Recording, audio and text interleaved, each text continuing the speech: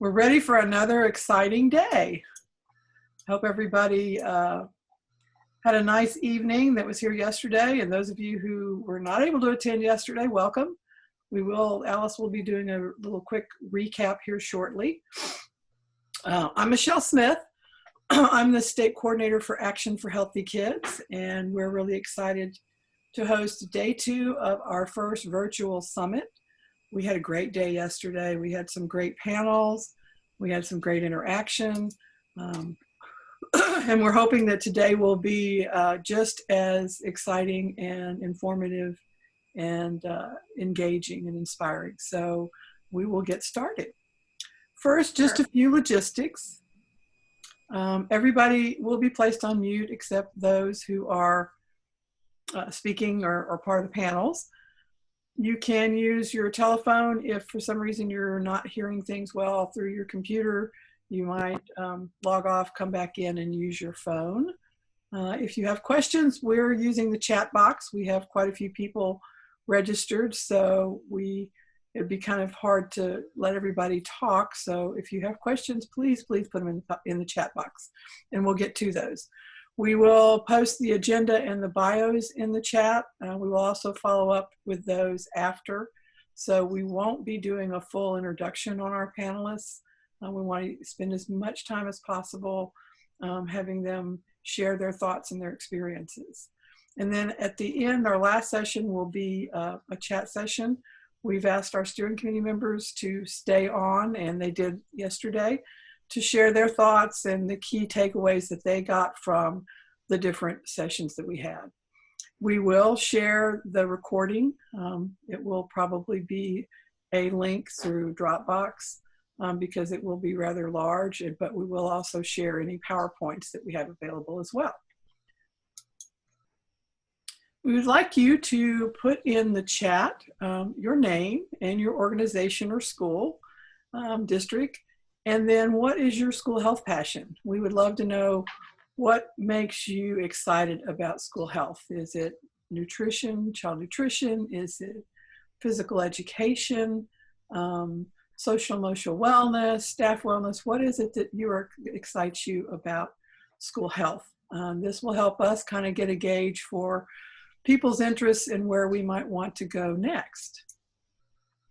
Just a bit about Action for Healthy Kids. We've been around for over 20 years. Dr. David Satcher declared an obesity epidemic, and they brought together teams from all 50 states to work on, through schools, on how we could combat the obesity epidemic. And we in Texas have been one of the most active teams across the nation with over 4,000 members.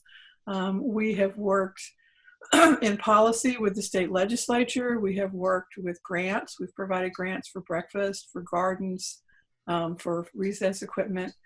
And we have gradually evolved to be as engaged in the whole child as everyone is, and focusing more on social emotional aspects and making sure that our kids are not just physically healthy, but mentally healthy as well.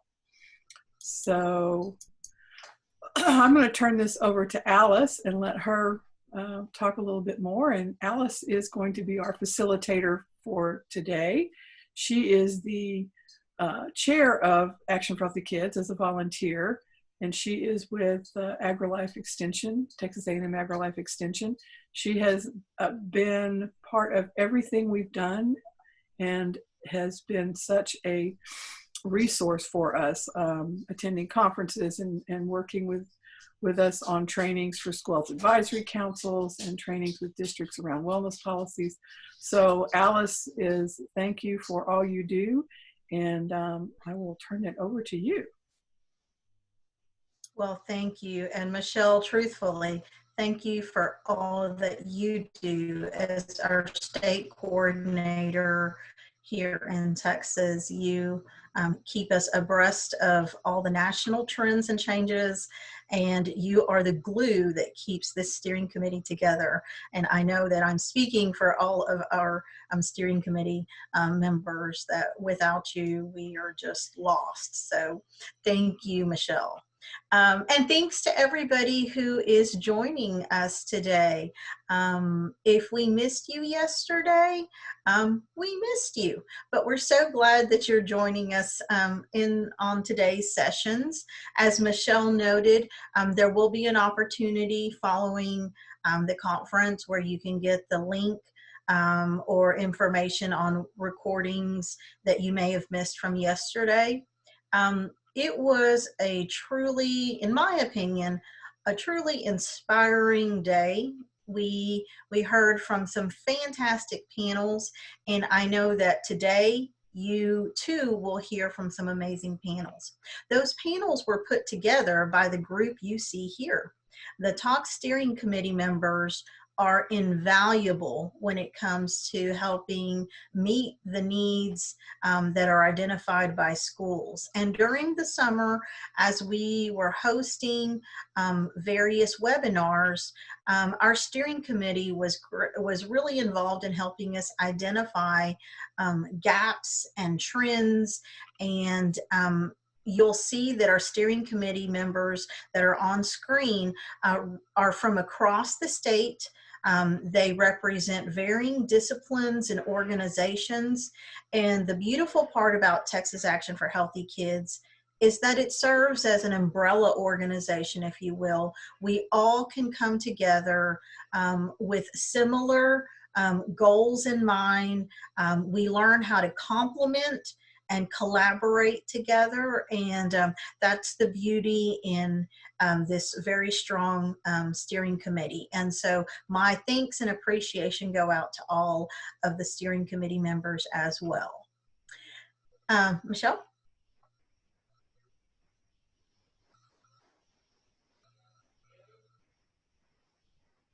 Oh, okay.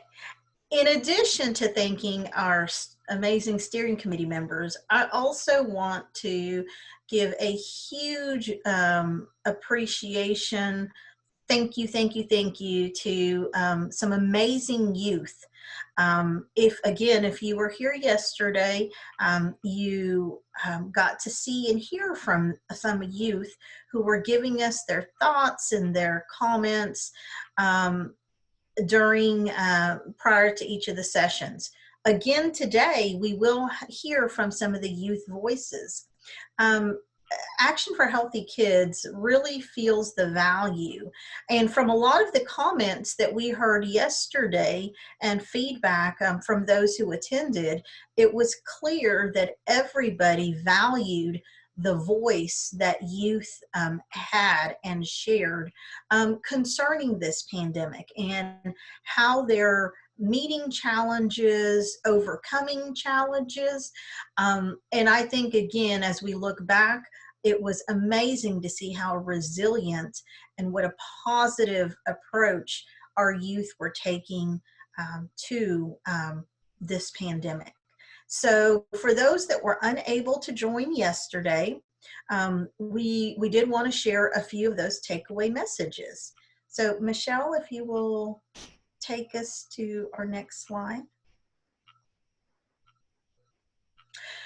During the afternoon, we had an opportunity for our steering committee members and others who stayed on to participate in our CHEW review.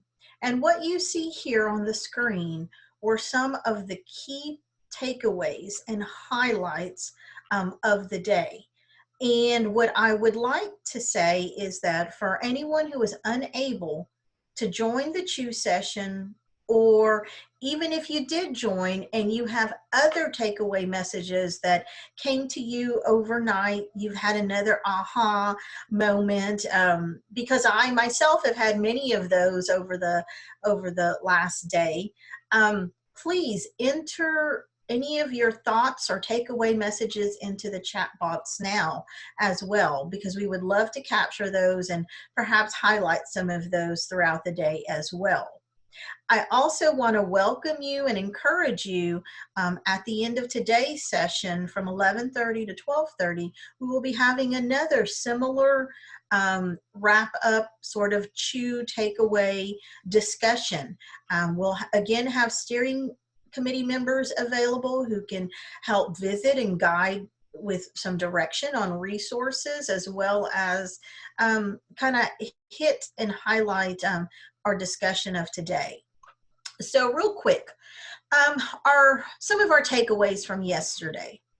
I think it was really apparent across all of our 3 panels that communication, having clear, concise, transparent, frequent communication across all of the sectors was really imperative when it came to reopening schools, keeping parents engaged where they could, finding unique technology, new dashboards and websites and newsletters and emails, and all the ways that communication occurred as schools were looking to reopen. All of that was really key. And so I think, should all walk away keeping that in mind. There were also a number of school districts that shared the value in and the newfound happiness, if you will, this newfound willingness for school districts to share across the board. At times, it may have seemed that if a resource was developed by a school district, they were holding on to it and didn't want to share. And this pandemic has really helped others realize, hopefully, that there's a lot of value in not reinventing the wheel every time. If you develop some great youth videos that are being used in PE class, by all means share it, because it's really about our youth. They're the ones that are benefiting from the resources that are being shared across the board. And so I think that was a message that came through loud and clear. Additionally, there was a huge emphasis on SHACs, and what the value of SHACs are in school districts. The youth, again, that they could be positive and resilient. Youth shared some of the struggles that they were having, what they felt in the way of not being able to hug, that social, emotional gap that they felt they were really needing. Well, one of the points that really came through yesterday is that mental health and that social emotional health, it really cut across the entire school spectrum. Certainly youth are impacted.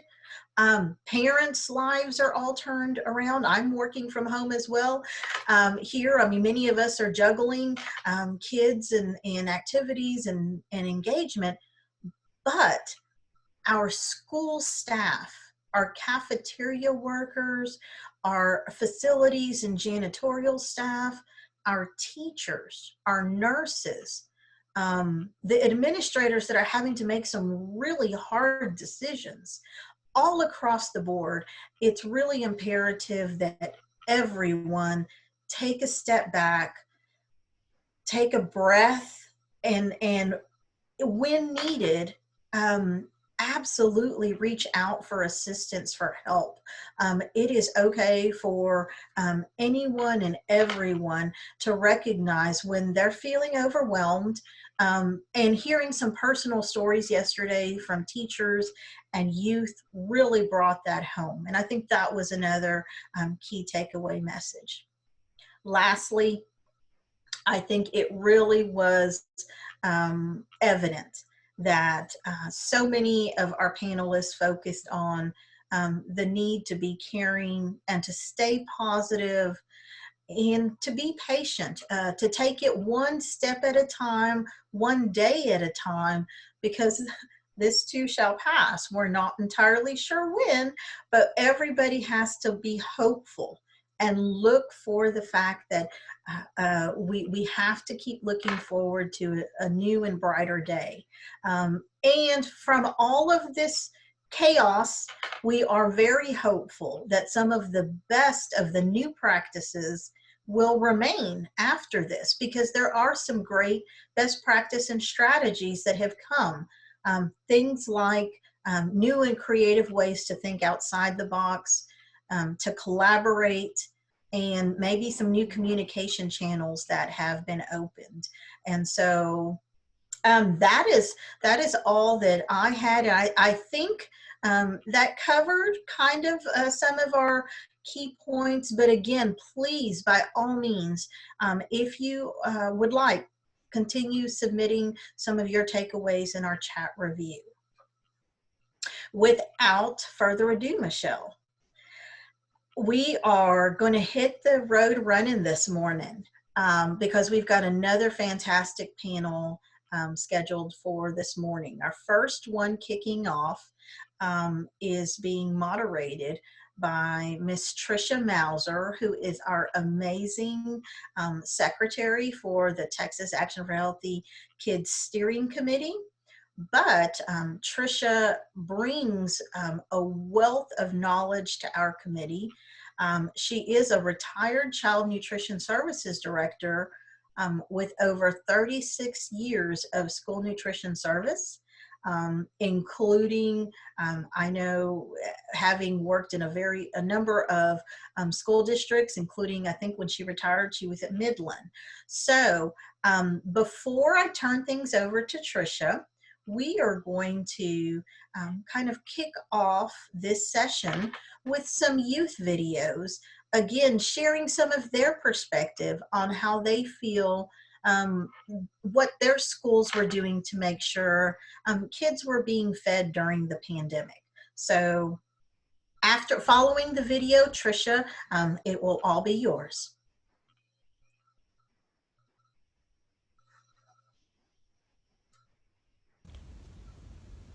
At our school, we make sure that of the less fortunate are being fed in our school by giving them discounted lunches. And additionally, I used to help out at my church where we would give kids who didn't really have a lot of food at their house for the weekends little bags that they could kind of disperse throughout the weekend and get back to Monday where they would be fed every single day. Our schools have made sure we are fed by providing drive-through pickups for breakfast, lunch, and dinner. Students both on campus and virtual have access to these healthy meals. So normally my school offers breakfast, lunch, and snacks to purchase, but right now with COVID they're only offering lunch, but they've still created multiple lunch options so everyone has something that they can eat. FBIC has done a wonderful job ensuring that their community and learners are fed. From the beginning of the pandemic in March, FBIC was among the first to partner with food distribution organizations and provide healthy and reliable food sources to their communities. In addition, they were able to advertise this effectively and make these sites accessible to ensure that all families had access to the food that they needed and were supported during this challenging time. FBIC has done a wonderful job and will continue to provide food to their communities to ensure that we have a healthy and safe community. My school has multiple locations for each grade to pick up their food at lunch so that there's never a super long line and kids don't feel discouraged to get food. And there's also a snack area that is open all day, so if kids need a snack, they can just go there to grab it. My school's been pretty good about using the cafeteria and feeding all of us at lunch. They're doing the cafeteria like normal, but everything is prepackaged and you don't really touch anything by yourself. You just grab a box and go. And then they've also split up the time that each grade goes to the cafeteria and opened up a second space that they're giving out food at. So it's really easy to get food here. So right now we have a grab and go system, but we also eat outside, which allows us to properly social distance while also enjoying our lunch. Good morning, and welcome to this panel discussion, Feeding Texas Students and Families During the Pandemic. And you just heard several different perspectives from students that have different types of programs that have been offered as a result of the change that's taken place this year. Yesterday, we heard sessions discussing what is the new normal as a result of the pandemic. We heard district stories with representatives from the school board, the nurse, physical education, and child nutrition programs, giving their perspectives, and we ended the day with the important role physical education plays in social emotional learning. The panel this morning will focus on nutrition and food access for students and families. As we're all aware, in March, most Texas schools left for spring break, but they didn't return to the classroom until this fall. In fact, some have not returned to the classroom. They're doing virtual learning. This meant that families were left without daily school meals that they had relied on. Texas has approximately 50% of the public school children qualify for free or reduced meals. Child nutrition programs continued to work tirelessly throughout the spring and summer, and they totally revamped their programs to rewrite brand new menus that were now grab and go, to have curbside service and packaging meals, and they provided food to students and families, as well as the community food service programs, jumping in and stretching to meet the needs for food insecurity. This occurred instantaneously overnight. Our panelists will share their stories about providing food access this year and how we can all be supported in moving forward to meet the nutrition needs of our students and their families. As we begin, just a reminder, you will find speaker bios in the link in the chat box, and they will also be emailed in a follow-up to all attendees. I'm going to provide a quick introduction of our three panelists, and then I'm going to ask each panelist if they will provide a more in-depth 3 to 5 minute introduction of themselves and the organization they represent prior to me asking specific questions regarding their responses to the issues this year. Also, please use the chat box to ask questions of the panelists, and Michelle will be moderating or monitoring the chat box so that we can answer questions as we go. Our three panelists are Jeremy Everett, the founder and executive director of the Baylor Collaborative on Hunger and Poverty, Mike Pomeroy, the senior program director of Brighter Bites, and Sharon Glosson, the executive director of school nutrition for Northeast ISD in San Antonio, and also the president-elect of the Texas Association for School Nutrition. Jeremy, would you provide a self-introduction and some information about your organization, please? Sure. Well, Tricia and the Action for Healthy Kids team and board and community, I just want to say thank you for the invitation to be with you this morning. And most importantly, thank you for all the great work that you're doing around Texas. We know that our kids and their families are better off because of the interventions that you all are doing on a daily basis. And we certainly know that this pandemic period has been one of those time periods where most of you are probably working 26-hour days. And I don't know how you've done it and how you're still trying to learn how to do more, but it speaks to your character and who you are and the role that you play in your community. So I want to say thanks for that. My name is Jeremy Everett. I am the executive director of the Baylor Collaborative on Hunger and Poverty. Our largest project that many of you might know is called the Texas Hunger Initiative. And that is where we have 7 regional offices that are our innovation teams. And the way that we operate is our job is to develop innovative solutions, really innovative, scalable solutions to end hunger and poverty, whether that be in Texas, around the U.S., or around the globe. So our field offices work in real time with our 60 research fellows. Half of those are Baylor faculty, and then half are faculty at other universities around Texas and around the country. And what they're trying to do is they're trying to identify what's working, what might be working in McAllen that could also work in Lubbock, and what is working in Lubbock that also might work in Arkansas or work in Nebraska. And then all of that fuels our policy work. Now, we're not an advocacy organization, so we try to do what we call informed engagement in Washington and in Austin. And the way that looks is essentially we want our elected officials or our appointed officials to be able to make informed decisions on how they can end hunger and poverty. So our research team is translating all of that into policy analysis that hopefully will help us move the needle forward. So that's our job. And fortunately, we get to be able to take a 10,000 foot view of the system and see what we can do to improve the system so that it can serve everybody living in the U.S. and around the world when need be. So thanks for letting me be here. Thank you, Jeremy. It's a national perspective as well as state. Mike, would you please provide a self-introduction and some information about your organization? Absolutely. Thank you so much, Tricia. It's an honor to be part of this panel with all of you. And like Jeremy said, it's just exciting to be with so many people who are working so hard to help children in this state stay healthy, especially now when it's so crucial. My name is Mike Pomeroy. I'm the Senior Program Director of Brighter Bites.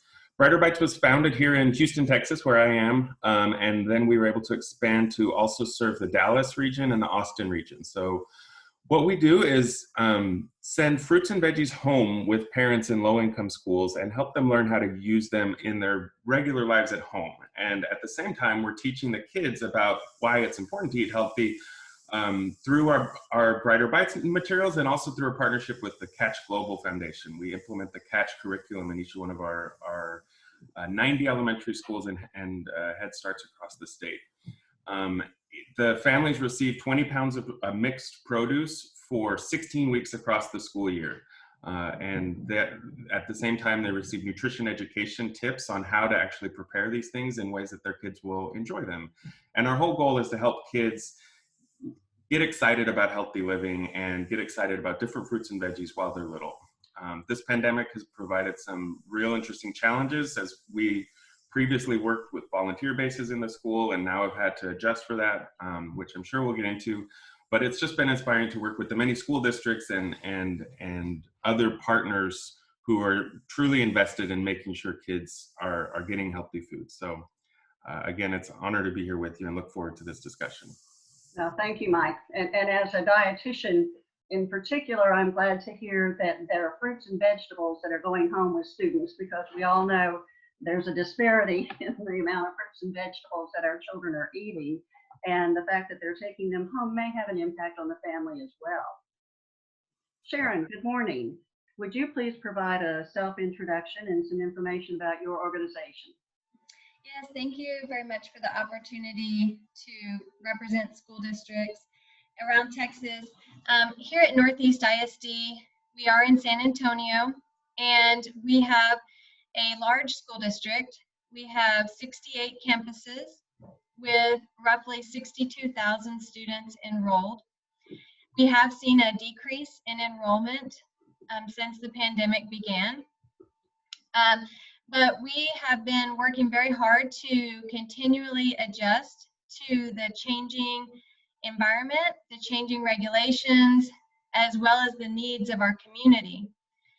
We did provide a curbside meal service starting in March when the school closures began, and that continued through the summer. And then when we opened up school for the new year, we started phasing students back into our school buildings slowly. And so we were really splitting our efforts between curbside and home delivery for students that were virtual and students that were eating in the cafeteria that their parents had decided to send them to school. So we've really done a little bit of everything. We've, as I said, done curbside. We have used our school buses to make deliveries of meals, as well as feeding students in the cafeteria in different ways depending on each school building and how the local administrator decided worked best for their meal program. So we were very proud that from spring break through the end of the summer, we served more than 2.4 million meals to our community. And then, as I said, we've continued to serve meals through in school and curbside since August. And right now, we are really at our peak of how many kids we are serving. And we are serving lunch to about 23,000 students a day through that curbside and in school. And so we have seen a large number of our students return to school. We have about 50% of them in school and 50% remaining virtual, but we know that that could change at any time. And so our staff is just remaining flexible and remaining open to the needs of the district and the community. Excellent. Thank you, Sharon. My daughter has been a kindergarten teacher for about 20 years, so I'm hearing a day-by-day perspective of what it's like on campus with virtual learning versus face-to-face learning, and how the processes are continually in change, and flexibility is the key word this year. You read my mind on the very first question, and I want you to go into a little bit more detail. In fact, each of you, the first question that we'd like to pose is, how are you reaching the families and students with food and meeting that need? And approximately how many are being fed, or if you're counting your food in pounds, how has that changed from prior to the pandemic versus now, and lessons learned in how we can move forward and improve that? So how you're reaching families and students with the food and the impact of prior to the pandemic versus now. Jeremy, can we just go round robin again? Sure, that sounds great. Well, first of all, Sharon, wow, that's that sounds like an incredibly difficult job to be able to pull off on a daily basis. So kudos to you and your team for being able to do what you're doing. So our team, our job is to come alongside school districts and nonprofit organizations to be able to help maximize access to federal nutrition programs, at least our Texas Hunger Initiative team. And so when the pandemic hit, we stood up a website that showed all of the curbside meal locations around the state of Texas. Our field staff worked with school district partners that needed extra assistance to help stand up curbside meal programs, and to work with our logistics team to determine where curbside meal programs might be most successful. And then now they're working closely with school districts to try to explore different alternative service models, whether that is, in classroom models, kind of a hybrid approach. It sounds like that Northeast ISD is having to do, which is both in classroom, some cafeteria service delivery, and then also curbside meal programs or home delivery. Our biggest change for us was, so we are typically testing out about a dozen different interventions. And we had a small intervention in the summer of 2019 called Meals to You. I had an opportunity to serve on a congressional commission called the National Commission on Hunger about 5 years ago. And one of the things that we observed is something that will come very naturally to you all, which is that a lot of our interventions that work to address hunger in rural communities they need different interventions than what works in urban communities. So our urban models, particularly for kids when school is out, don't work for rural areas. The summer meal program, the congregate requirement, kids simply live too far away. So I talked to a number of you all and superintendents over the years who said, we want to offer summer meals to our kids, but they just live too far away. We might have a bus route to pick up one family, and that may be 45 minutes in one direction from our school. So we knew that was a problem. So we entered into a partnership with USDA to try to see what we could do using existing systems to be able to address rural hunger. And so we had a small pilot project with 20 school districts in East and West Texas in the summer of 2019 for 4,000 children. During a 10-week trial, we actually mailed them a week's worth of summer meals per week in a box. And so it all had to be shelf stable because we use traditional shipping methods like UPS or USPS or FedEx. It also had to meet nutrition requirements that were set for the traditional summer food service program. The program worked very well. So we served about 485,000 meals and snacks to those children during a 10-week trial run. So USDA came back to us and asked us to expand the program to New Mexico and Alaska, which is takes remote to a whole new level. And that was the plan before the pandemic.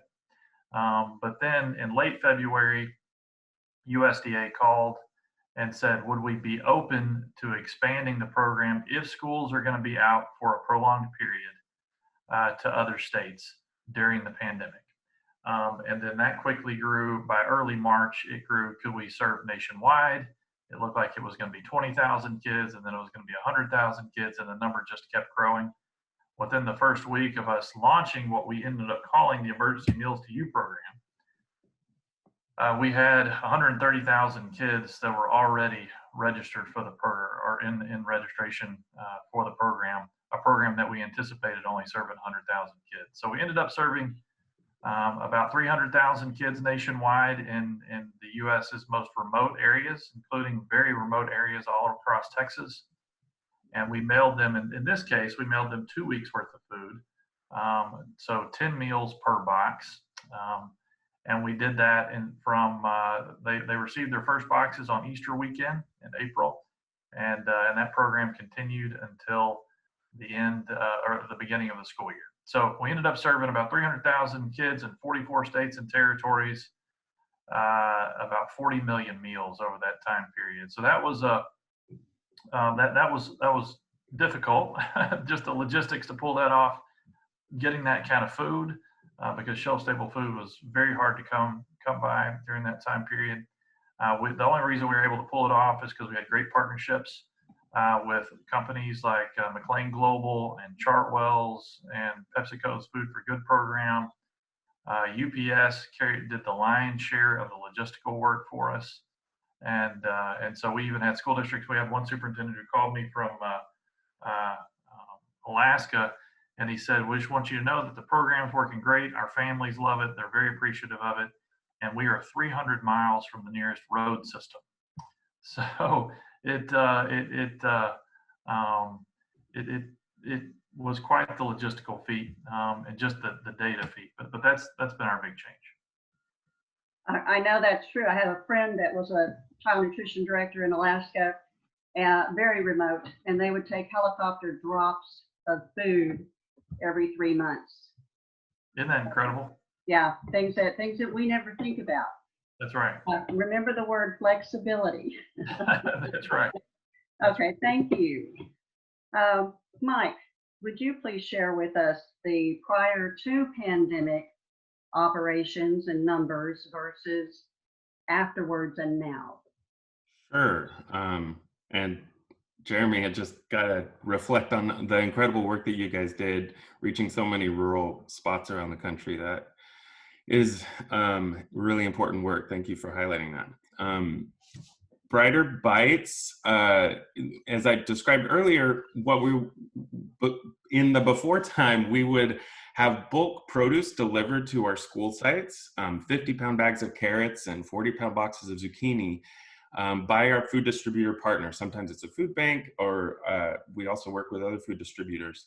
And then we would work with parent volunteers to unpack that bulk produce and sort it into sets of bags for each family to take home with themselves at the end of the school day. When the pandemic hit in early March and the schools closed, we obviously were not able to continue that model. The schools weren't even letting children inside the building. So Brighter Bites had always been both a food access program as well as a nutrition education program. And when the pandemic hit, we realized that the food access part of our mission was the most critical right now, and that we needed to help get food to the families who needed it. So in the early months of the pandemic, our pivot was to just feed the community. Prior to that, we would only serve families that were enrolled on our rosters at our schools, but we began to we would work with the schools to still invite our families, but we would invite the whole neighborhood to come pick up boxes of produce that we would assemble by a third party or separately. As the summer wore on, then we began to be able to participate in the USDA's Farmers to Family box program. So that was a great stimulus funded program that brought us assorted boxes of produce ready to go. And we didn't have to worry about the procuring or the packing of it like we had previously. We just worked with various partners, YMCAs, food banks, school districts, to set up some of these curbside distributions for the whole community. And that really, we sent home about 4 million pounds of produce just over the 3 months of the summer here in Texas, which far exceeds what we normally send in a summer. And that was in large part because of our participation in that program. And then as we're looking back to the school year, we needed to figure out how to continue to try to have the Brighter Bites model in schools, given the constraints of the pandemic, given that we really didn't think it was likely or wise to bring groups of parent volunteers indoors in gyms to huff and puff and bag these bags together. It's just not the time for that element of our program. And so we've had to do some extra fundraising to be able to support third-party boxing of produce that then gets delivered, and we continue to have curbside deliveries at our Brighter Bite sites that are once again for the families at that school. We also have developed an app to be able to take all of our nutrition education materials virtual and we used to pass out cardstock recipes and lots of handouts, and now it's all virtual on our app that's available on the iOS store and the Android store. Just search Brighter Bites and you can check it out. And then we're continuing to implement the Catch nutrition education platform. Catch has done a great job transitioning their materials to the Google Classroom platform, and also just making more digital videos and other things that make teaching kids remotely, whether it's asynchronously or synchronously, feasible and fun for the kids. So we've continued to implement all those pieces. One big shift that we made as part of this year of the pandemic, and sort of also as a nod to the fact that we know that we are an important food access point for our families, and we want them to have as much food security as possible during this time. We used to do 8 straight weeks of programming, one week after the other, in one set of schools during the first half of the semester, and then switch to another set of schools and do 8 weeks there, and then go back to the first schools in the beginning of the spring semester and rotate like that. This year, we're doing all of the schools 1 week on, 1 week off, and that gives them more consistent access to the fruits and veggies throughout the entire school year, instead of in this concentrated, intense bit. And we felt like that was going to be more useful to our families as the pandemic drags on. And we've gotten a lot of positive feedback from our families and principals about that. So you're saying every other week, is that what you're saying?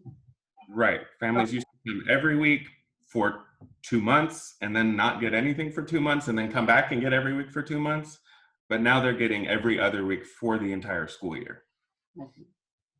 And yeah, as I mentioned, we're in 90 sites across Texas this school year, serving about 20,000 families, and looking forward to continuing to execute this mission. It's working well so far.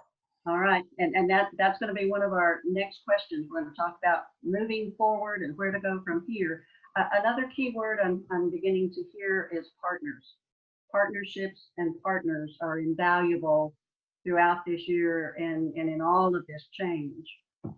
Sharon, can you please share with us reaching families and the changes? You touched on your enrollment going down.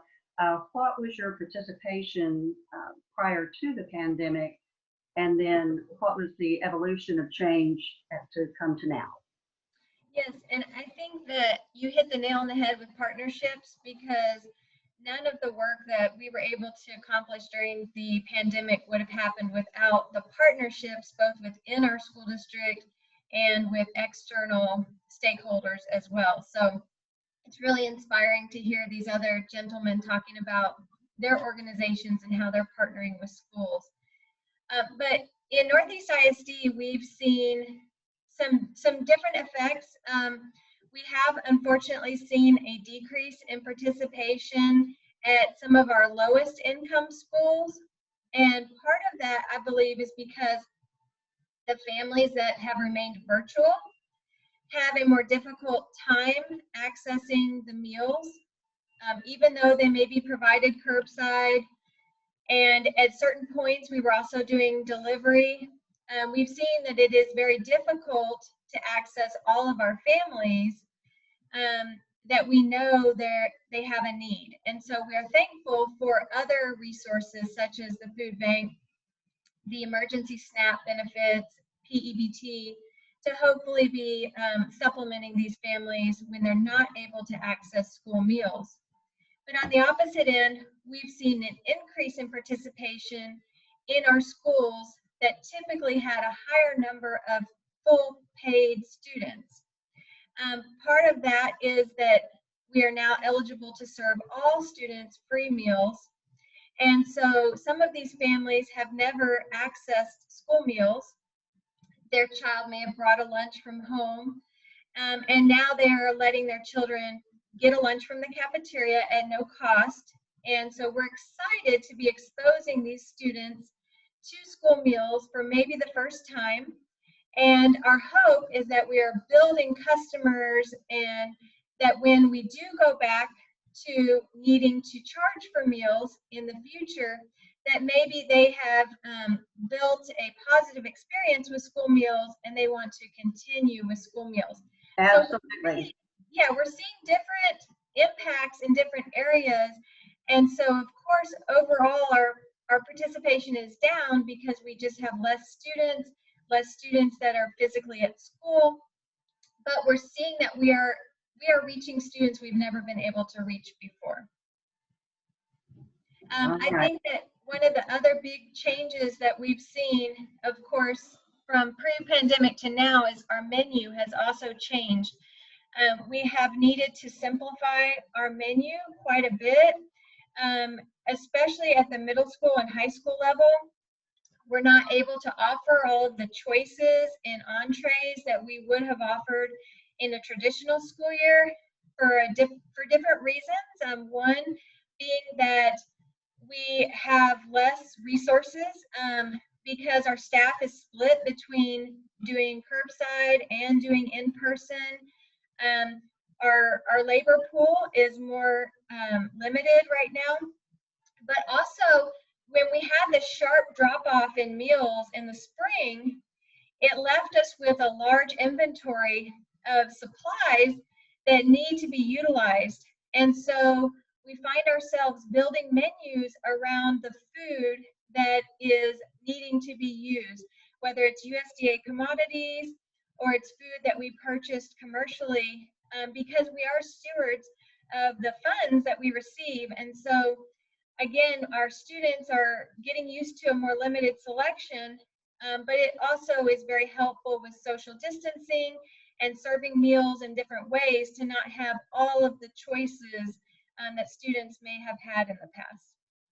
Right, you had to pull in that for secondary schools, instead of having multiple serving lines and multiple menus, you're basically down to one or two, the very basics.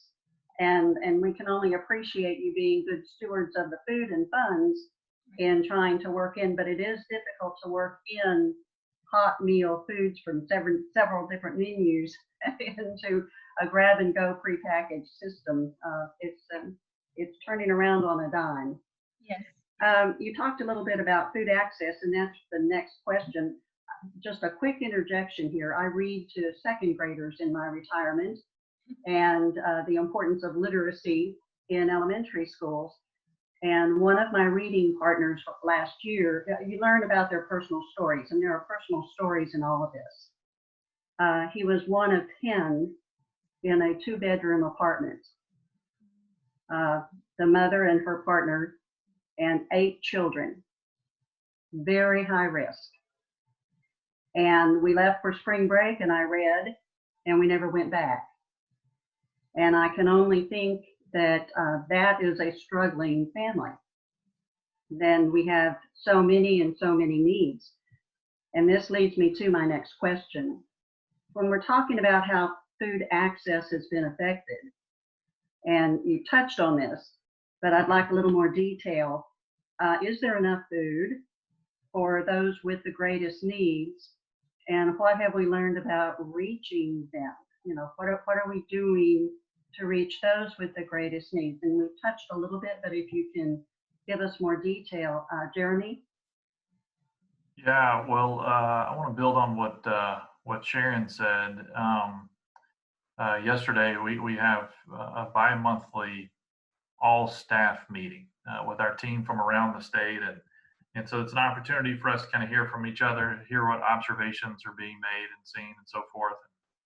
Our child and nutrition director in Houston, John Pewter, said that he's working closely with Houston ISD, and one of the major problems that they're having is that they can't find the kids, that their highest risk kids, Tricia, to your point, are they're not showing up to school and they're not showing up to curbside meal programs. And so in their intervening, what they're finding is that a lot of these children live in 3-generation homes, or they may have, like you're saying, very crowded small homes where if they were to go to school, it could come back and be very risky for them to bring whatever they're encountering back home. I have 2 high school boys right now who are home on quarantine, one because he was sitting next to a kid in class that tested positive, and the other because they closed their high school. Just because they had too many cases and too many exposures for the teachers, and they couldn't get enough substitutes to be able to put in all the classrooms. So that this is the second time this fall that they've had to close the school. So I do think there have been some significant issues. John said that what they're learning from the parents is that the parents are kind of considering this almost a throwaway year, just kind of pushing the pause button. And then their child will resume school at the grade that they should have been in this year. They'll resume school in that grade the following year, and that's certainly understandable. Sharon and I lived on the west side, really close to Lanier High School before coming to Baylor and taking this job, and most of our families in our neighborhood had 3 generations sharing a home. So certainly know that that's part of the problem. We have seen significant supply chain disruption. To your point, though, Tricia, it has been incredibly difficult. Mike, I don't know how you've been able to source so much food. When you said 4 million pounds of produce over the summer, I think I threw out my bag just hearing you say that. That's a lot of produce. That's amazing. And as a guy who used to live on a farm, I absolutely love hearing that story. So, but yes, supply chain disruption has been incredibly difficult to deal with. For us, with this rural service delivery, using UPS locations has been difficult. One of the things that we had never thought about is that when you're mailing boxes of food, sometimes, you know, by the truckload, we're sending those to UPS and USPS locations that may not get that many packages in a whole year, much less each week that they need to deliver in a 24-hour period. So fortunately, UPS stood up a program they called Go Brown, and they have these Go teams, and so people would leave their home location and go work in one of these regional locations to help get food out to kids for a period of time to help them get caught up, but just all kinds of logistical challenges have occurred in many of the island areas. We served in Puerto Rico, and people may not have home addresses, and so mailing a box of food to somebody's front porch when they don't have an address has also been a challenge. So a lot of challenges, a lot of opportunities. We can talk about that in a few minutes, but certainly a number of challenges that have made this year obviously the most difficult year that any of us have ever had to deal with. Yeah, I must say, though, it's inspiring to see the creativity that has taken place, the initiative, the partnerships to scramble, for lack of a better word, to meet the needs that are so great. Mike, same question.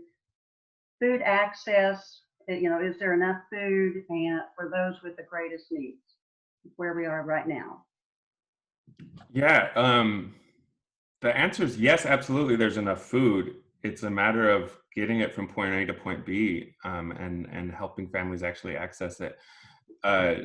You're right, Jeremy, 4 million is an incredible number, and we would never have been able to do that without the action on part of the federal government to put together the program that was the USDA Farmers to Families project. That was diverting produce that had, so zooming out a little bit, farmers were growing produce expecting restaurants to stay open, and when restaurants all closed, there was tons and tons of produce on the market. We all saw the images on the news of milk being dumped out and all sorts of things that weren't able to be used. This USDA program channeled a lot of that waste and bought it from the farmers and paid them to deliver it to food banks, who could then get it to the people who need it. That kind of collaboration across these big entities is, I think, what is needed, and that kind of ingenuity is what is needed to really bridge the hunger gap. And that kind of food waste happens regularly. It's not just it doesn't happen on that scale regularly, but there is definitely bumper crops of fruits and veggies up in Northern California that are sitting there waiting for someone to buy them and pay the transport for them to get all the way down to Texas.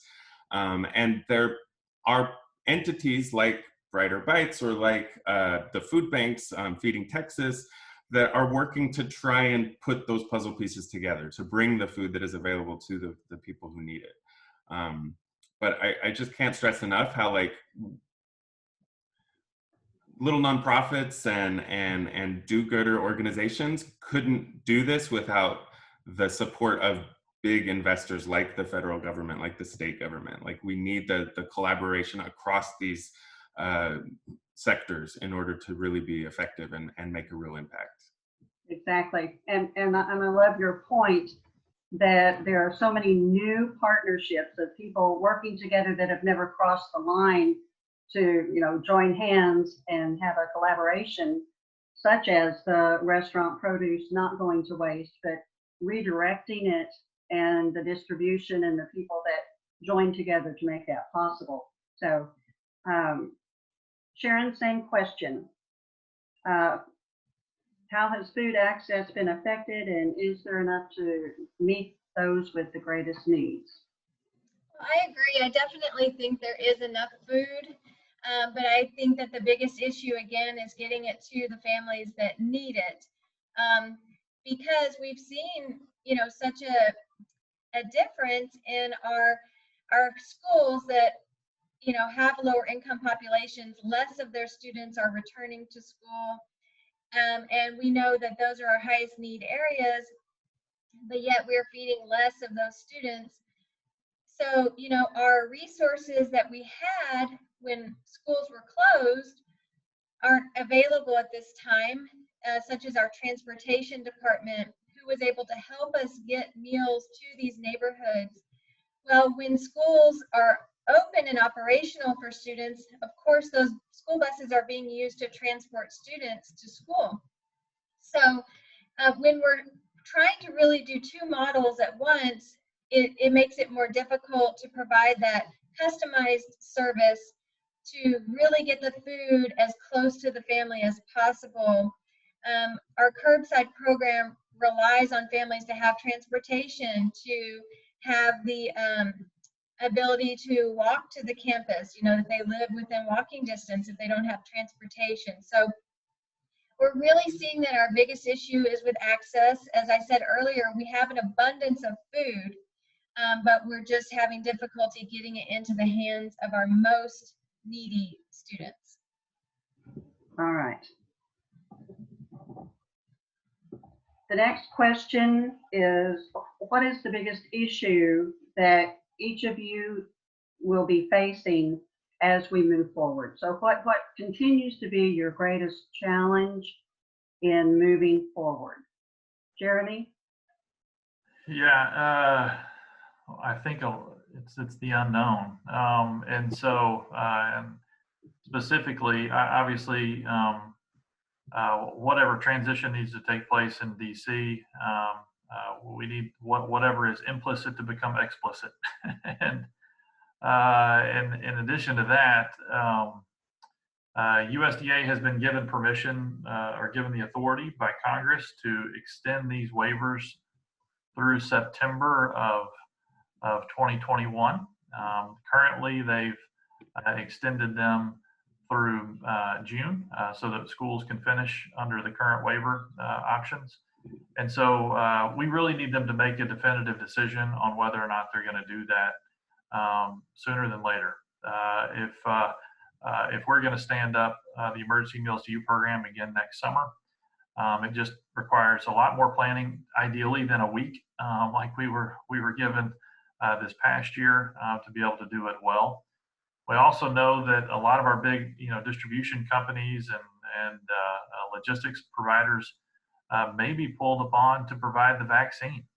It sounds like pulling the vaccine's going to be a logistical feat to get it out to all of America, and certainly we want them to do that. But we may be competing for infrastructure, and so I think those are some of the challenges that we are looking at having to deal with, or already having to deal with. And so it's like all of us. You have to have instead of just plan A, B, and C, you've got to have plan A through Z really right now. And so I think that's probably our biggest challenge at this point is rallying the troops to figure out all the potential problems and hurdles that we're going to encounter so that we can develop some solutions to overcome them before they happen.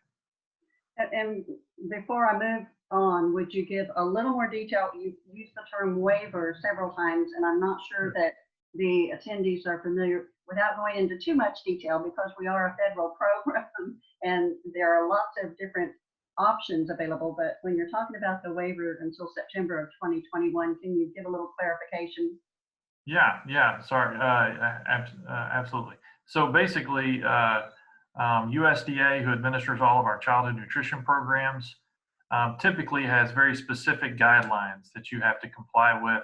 For example, you would have to serve school meals on site, or a summer meal program would require a congregate meal program where kids have to come on location and eat on location. So the fact that we're able to mail boxes of food home, or set up curbside meal programs, or do home delivered meals, all have to do with the waivers. Now, the program that Mike is referencing is a little bit outside of that, but it's really all bundled together. And so USDA just has a great deal of flexibility and extra resources right now to be innovative and creative, or really to allow us to be innovative and creative as a community. And so I think all of us are trying to take full advantage of that, and probably identifying some things that would work in normal times right now. There are a lot of changes that I think a lot of us wanted to make for years, that we're able to, we've been able to make some adjustments and implement some of those changes. Summer EBT is a program that we tested out in several communities in Texas. Our research team did the evaluation of it, and it worked phenomenally well, which puts extra resources on a SNAP or WIC card for kids when they're out of school. Now, that works for kids who have access to a grocery store. So there is a caveat. They need to be in a suburban or urban area or close to a grocery store for that program to work. But making that program available nationwide, that probably should have happened several years ago, because it had already been vetted and tested for about 8 years. But so those are the kinds of waivers I'm speaking about. Okay, excellent. Thank you so much. Yeah, one thing that we talked about yesterday in our wrap up of the panels from yesterday was that there are several bright lights in all of this, even though it's been an extremely difficult year, that I think we have learned that there's some good and some processes that we are going to continue that we've learned from, and we were just pushed to try them and realize that this is not going to be something that we'll do away with. We may have more blended programs and blended operations, etc. Mike, same question. The biggest challenge that you face in moving forward with your organization, your processes? I think the biggest challenge we really have is very similar to what Sharon was touching on, in that with such a weird school year, with so many families working remotely or taking classes remotely, schools closing down randomly with different case counts, It's really been tough to get a consistent group of families coming to pick up their fruits and vegetables. We're seeing more participation when there's more students on site, which I think is what Sharon says they're seeing as well. But even with our efforts to reach out via text message and let families know that we're at the campus available for them to come up to school to pick up their fruits and veggies, it's just a real challenge for parents to get out of the house when they have kids in the house or when they're also managing their own remote job. So that's just been an ongoing challenge that I think I'm going to continue to listen to experts like Sharon to see what they're doing to reach those families, and see if we can maybe imitate some of that. But then kind of also thinking about how Brighter Bites exists, we've had to think about how do we need to evolve? What has this pandemic shown us about how we can do a better job serving our families? I mentioned earlier that our typical model was working with parent volunteers in the school site to pack the produce for us. That only works when you have a school that has a good set of work-at-home moms or dads who can come in the middle of the morning to volunteer. If you have a school with mostly working parents, that's much less feasible and you have lots more challenges getting that done. But that doesn't mean that those schools are not going to benefit from a program like Brighter Bites. And so we're thinking seriously about this pre-box, third-party boxing method being a real option for schools in the future that may be able to implement other aspects of our program, but that parent volunteer piece was always going to be a challenge for them. And that is helping us broaden the number of families we can actually reach. And so that's an exciting thing on the horizon that we're looking for. And we're also looking to continue partnering with, like you said, these broad partnerships with big produce growers who have seen in this pandemic that their product is what people need right now to stay healthy. And a lot of people in the industry are feeling excited about an opportunity to push their products when there's a special, people are listening and paying attention to the importance of healthy eating right now. And so I think there's a lot more collaboration possibility between the private and public sectors moving forward that I'm looking forward to.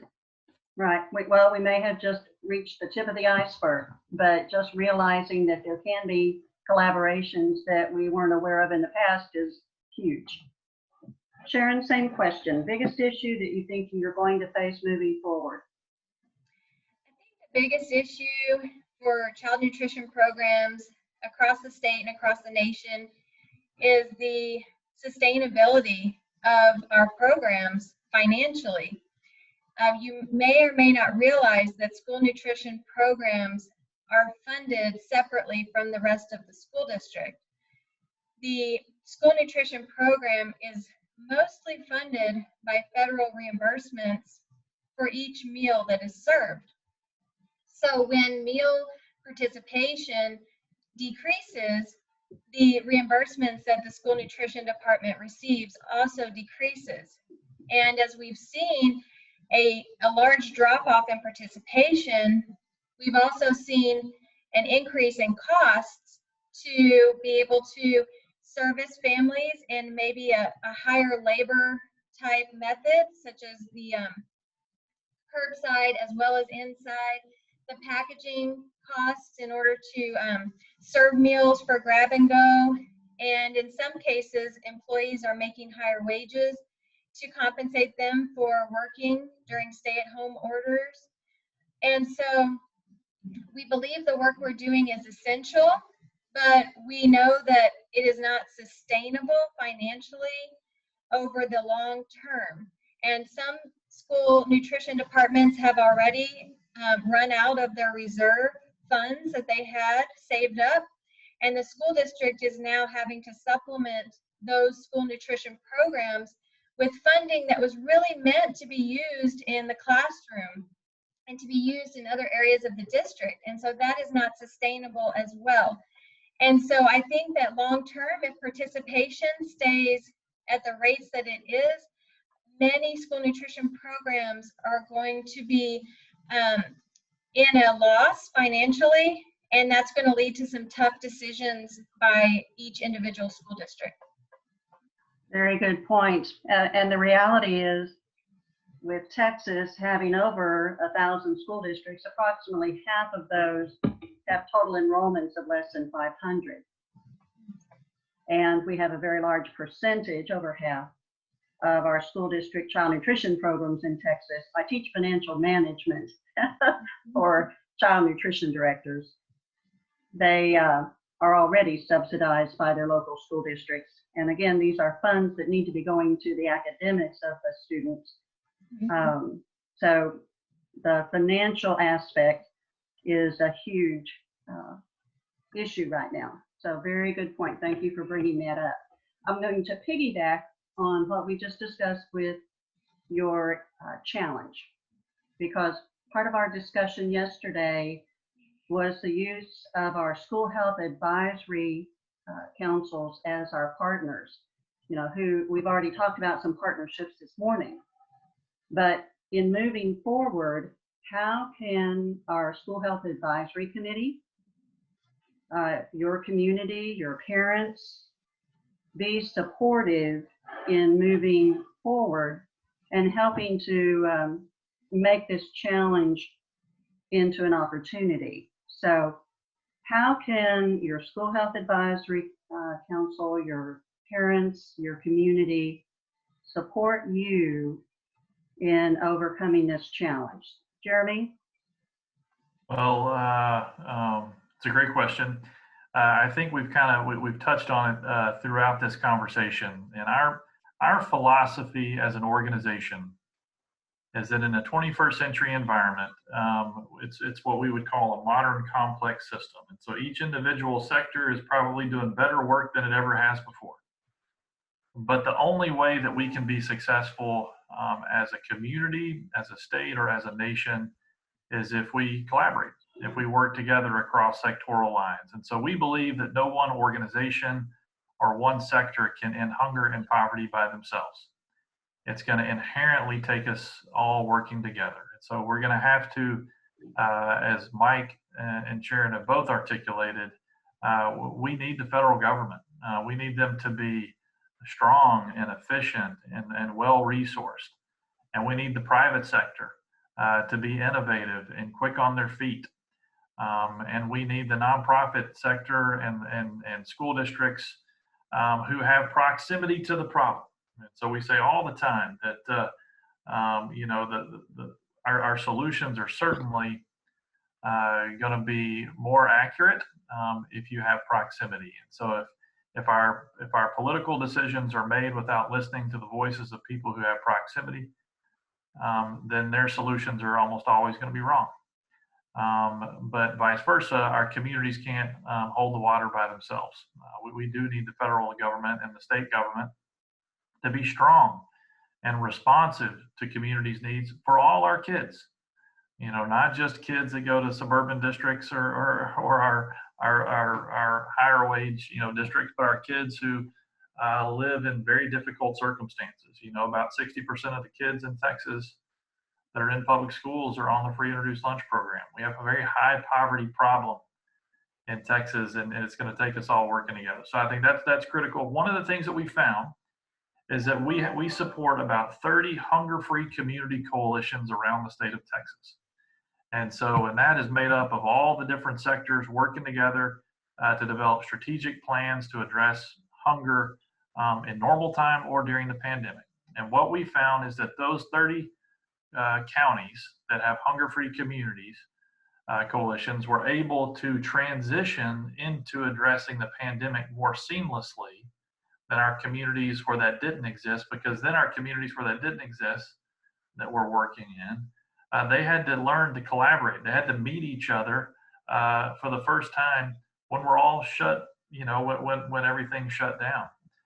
Whereas our communities that have hunger-free community coalitions, they've established trust, they've been working together, they've been planning together, they've been strategizing together and implementing great innovative programs that have made a huge difference, many of which for a decade. So I think that to me is critical, is that the only way that we can move forward as if we work together. So SHACs are critical in supporting school nutrition programs, but they're also critical in leveraging the rest of the community. Get your congregations and your nonprofits and your city and your city government and elected officials all around the table to figure out how collectively they can support the schools. Because obviously, as Sharon pointed out, schools are dealing with incredibly difficult circumstances. And the last thing I would say would be advocate. Now, we as an organization don't do advocacy work. As individuals, we might, but many of you are a part of organizations that can do that and should do that. The fact that school districts aren't going to know how to be able to provide meals to their kids because of the budget shortfalls that Sharon referenced, that's of critical importance and has to be top of mind and top of conversation with all of our elected officials as they begin to have conversations that will hopefully lead towards another pandemic relief bill. So I think those are all the kinds of things that we need to see, but public and private partnerships are critical for moving forward. Yeah, excellent points. And in fact, our SHAC composition is a group of stakeholders that represent, families and community and business and schools and children, students. So, and the advocacy aspect, in fact, the next session after ours is going to be regarding the legislative session, and we'll touch on some advocacy that is so important, but all good points. Thank you, Jeremy. Mike. I don't want to be a broken record, but I can't help but echo the advocacy point and just emphasize that SHACs in particular have a lot of credibility with decision makers. When it really is this broad coalition of parents and teachers and community leaders, it has an impact on the way that people view the issues. And so I think that it's absolutely a great point that SHACs should not shy away from speaking up on issues of critical importance to our children, like the funding of child nutrition being top among them. Also, I think that SHACs, both in their districts and if there's wellness committees at the school level, can really help right now to make sure the school principal and the school culture is prioritizing health. That we're above and beyond the many PPE challenges that I know teachers are facing all the time. We can't let our catch lessons slip. We can't let the teaching our kids about the importance of healthy living slide to the back burner right now. This is actually the most important time to be emphasizing eating a wide variety of healthy fresh fruits and vegetables to keep your immune system strong. And that's been one of our challenges at Brighter Bites, is clearing through the clutter of the many priorities that teachers and principals have to make sure that they're still focusing on this issue. But I think that SHACs have a very powerful voice in that and can really influence local campuses to continue to push health even in these challenging times. Okay, another really good point is we tend to be complacent because we're with the group of the choir. We're the ones that have already been carrying the torch for health and wellness in the whole child. But when we go back home, when we're in our districts, you get buried in the clutter and have to be sure that you have a strong, effective SHAC, and that through it all, that they're still carrying that torch and making sure that it's the whole child and the child's health and well-being that's critical. So thank you. Sharon, same question. SHACs, community, parents, how can they be supportive in overcoming that challenge? I think that one way is just to be a grassroots effort to spread the word about school meals to everyone that they can get their hands on, to encourage them to access school meals, whether it's through curbside or at school if their child is back in school, is to really spread the message that schools need every student to access school meals in order to keep their school nutrition program functioning.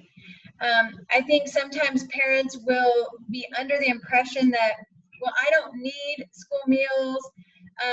I'm taking away a meal from a child who needs it. If I access the curbside, then somebody else can't get a meal.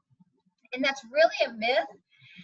School districts have plenty of resources for to feed every family, and it really, they need the support. They need their shacks to be supporting the school nutrition program by encouraging families to access school meals. It is vital. If families are not picking up meals or getting their children to take meals while they're at school, their school nutrition program is going to either significantly change or possibly even be eliminated in the most severe circumstances. So I think having that shack grassroots effort to get the community energized to participate in school meals regardless of their household income, that they see this as a way to not only support a school program, but keep people employed that are working in school nutrition programs.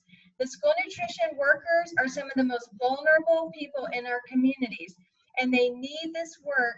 And again, it does not hurt a family to access school meals. It does not hurt another family.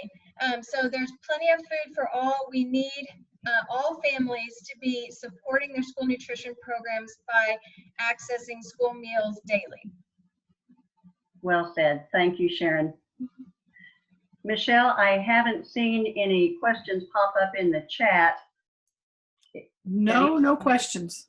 Okay, then we have about 5 or 6 minutes, and not to throw you a curve because I know I didn't send you this question, but in closing, reflecting on the last 6 or 8 months, how can you provide any closing thoughts on how this year has affected you personally and professionally? Jeremy? Yeah, that's a great question. You know, I want to start with saying to Mike and the Brighter Bites team, I'd love for us to think about how we could partner on our Meals to You program and your Farm Box program. And so there may be some opportunities there, especially if we can figure out how to get healthier food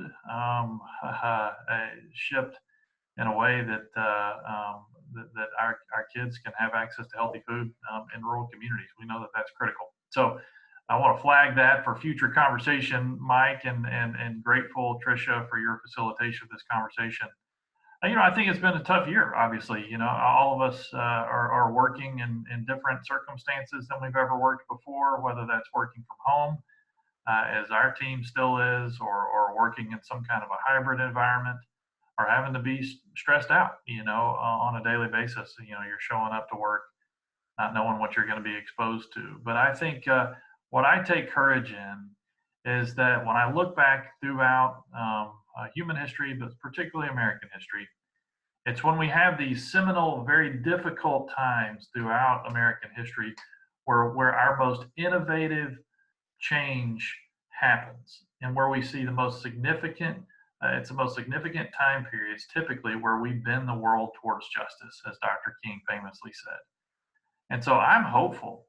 I'm hopeful that we recognize that that we stop blaming the poor for their plight through this process, that we gain more collective empathy, recognizing that people are dealing with very difficult circumstances, much of which was not brought on by themselves, and that we collectively rally together, work across sectoral lines to be able to transform our communities for the better and for the long haul. So I'm hoping that we can take this difficult circumstance and do something special with it, as our grandparents and their grandparents did before us. Excellent, excellent. That we actually are coming out stronger through the lessons. Mike? I think personally, I've learned that pandemics are not good for my diet in general, and that all of us need to work hard to eat healthy, especially when we're in front of a TV a lot more than we might typically be. I think professionally, Brighter Bites as an organization has embraced our food access mission, and we really see it as part of our role to do everything we can to increase access to fruits and vegetables among the most vulnerable communities. in maybe new innovative ways that we hadn't before. We're considering, we have a school program that works really well. Are there other venues that we could replicate our program in a healthcare setting, in a church, that could also reach different families that maybe we're not able to reach through the school system? So I think we're just really trying to be innovative and find ways that we can apply the Brighter Bites ethos and formula to different ways to be able to reach more families. All right, continue to grow through creativity and partnerships. Absolutely. Excellent. Sharon. Well, I think that the biggest thing for us has been the way that our staff has been able to come together through this process. There's been a lot of moments where we've been able to grow together, and also coming together with other departments within our school district to really work together towards a common mission of getting food to children. And so just walking away with those new partnerships or strengthened partnerships, and truly bringing the child nutrition staff together as a team, as we've all been pushed out of our comfort zones, whether it's working different hours than we're used to working to accommodate families, or riding on school buses to deliver meals, or even just working at different locations because staff needed to be moved around. It's just everyone's been willing to, again, be flexible, as we use that word, and I think we're walking away with a much stronger team that is really better understanding the whole purpose of why we are here to do what we do, is to feed kids. And everybody's just really zeroed in on that mission that in a normal school year sometimes gets lost in the everyday duties. Right, just the busyness of each day. Well, I want to thank each of you. You've been an excellent panel. I myself feel inspired with the creativity and the collaborations that you've all shown us are possible, and that in moving forward, we've learned lessons that will make our programs better and our students healthier. Michelle, over to you. Thank you all so much for joining us this morning. I appreciate taking time out. I know everybody's so busy. We had the same issue yesterday. That everybody's, it's really interesting coming in right at the last minute to do this, and then you've got to move on to the next thing. So we really appreciate you. We're going to turn this over to our catch team, Joey and Shanna, and they're going to do a little break, and then we're going to go from this to our next session is on advocacy and what's going to be happening with the next legislative session, and then Deanna Hoelscher on her project around research to policy. So stay tuned, and ladies, I'll turn it over to y'all. Thank you, Michelle. And I just want to echo everything else said about the previous panel. What a way to start off the morning and today's part of the summit. Tremendous opening session. So thank you. I love the talk of partnership, innovativeness, and advocacy. So what I'm going to do now is just kind of piggyback on that, and I'm going to advocate for all of y'all to turn on your cameras. I know during the sessions, we kind of keep those cameras off just to make sure everybody's bandwidth is good and we can see each other, but we are fixing to do a quick little activity. And so it's always a little bit more fun if we have a few more shining faces smiling back at us. So kiddos, when I say go, so one of the things I noticed about yesterday is like everybody gets Zoom fatigue, right? So as great as the summit is, but sitting in front of your computer, we kind of just roll those shoulders forward and we have that bad posture. And so we're going to kind of get out of that. We're going to do a quick activity. This is called Limber Letters. It's about movement exploration for our younger kids, but we're going to make it for our adults. So I need everybody to have your feet flat on the ground and just kind of push yourself away from your computer wherever you are, so you're about an arm's length away. And so this Limber Letters routine is going to be something I call I, you, we, team. Okay, so kind of following through with the partnership and working together. So we are going to form those letters with our bodies. So as you're sitting there, I want you to go I, straight up, reach up to the ceiling. Y, you, not the YMCA. Now we're going to go to W for we, push those shoulder blades together, squeeze that back, and then team, palms up, shifting those thumbs out behind you. Feel that release in that tension release in your neck and your shoulders. Let's do that again. Ready? And I, Y, W, T. Ooh, nice job. Now we'll finish with a nice big O and just inhale and form that O. And exhale. All right, kids, now we're ready for our real activity. So when I say go, what I want everybody to do is stand up, push your chairs out of the way, give yourself a nice big bubble of space so that you can be active safely in your spot. Ready? Go.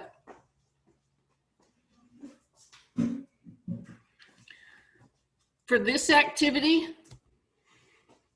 we're going to go old school. They can, old doesn't mean out of date. Old means classic. It means it's there. The reason we keep doing it is for a reason. So we are going to play the classic game of rock, paper, scissors. So in our game, kids, we're going to go rock, paper, and scissors. There are no sticks of dynamite or acts of God or anything like that. Okay, so everybody show me rock. Everybody show me paper. Everybody show me scissors. All right, so rock crushes scissors, scissors cut paper, paper covers rock. That's how you win. Everybody is going to be playing against me, okay?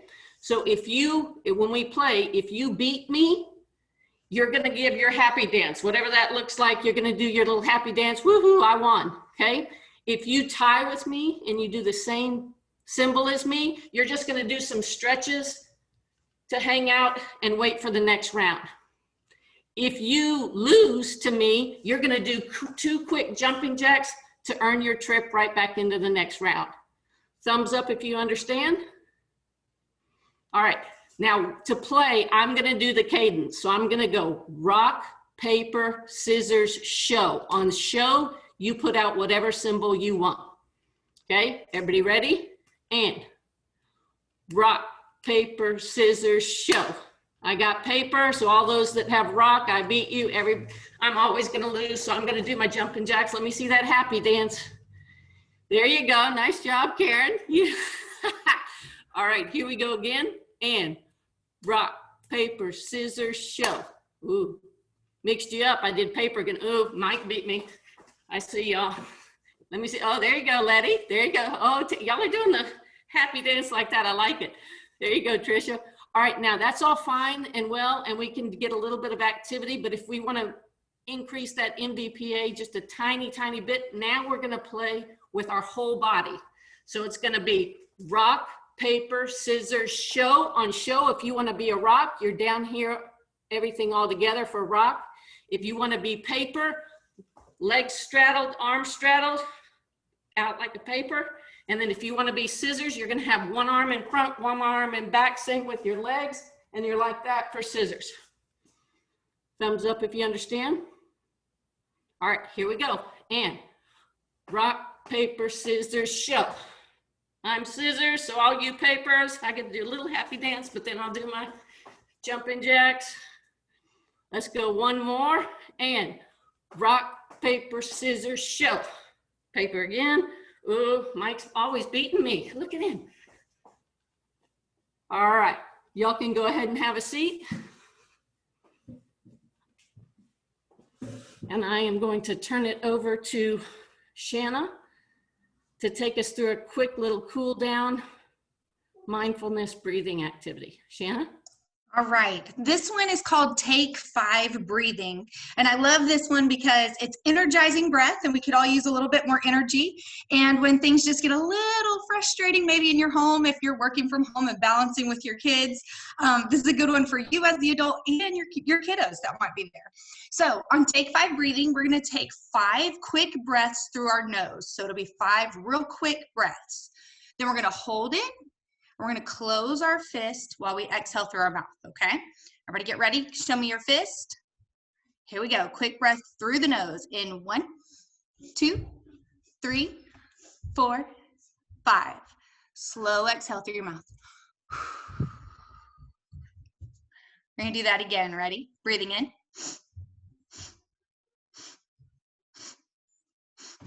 Slow exhale. Last one. Ready? Breathing in through the nose.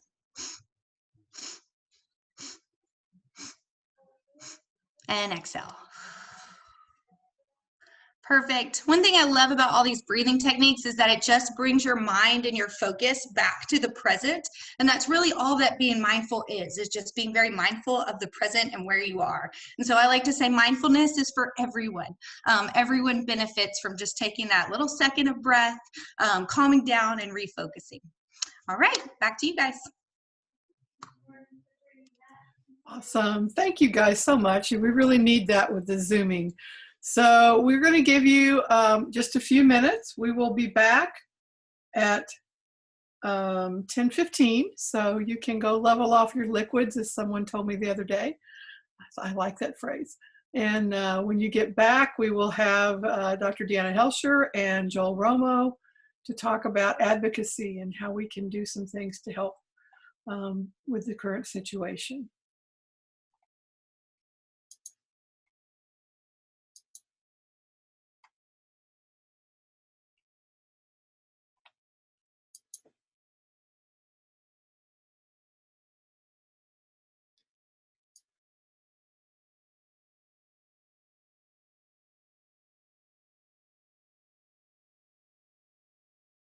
Hi, Joel. You're muted, so just so you know.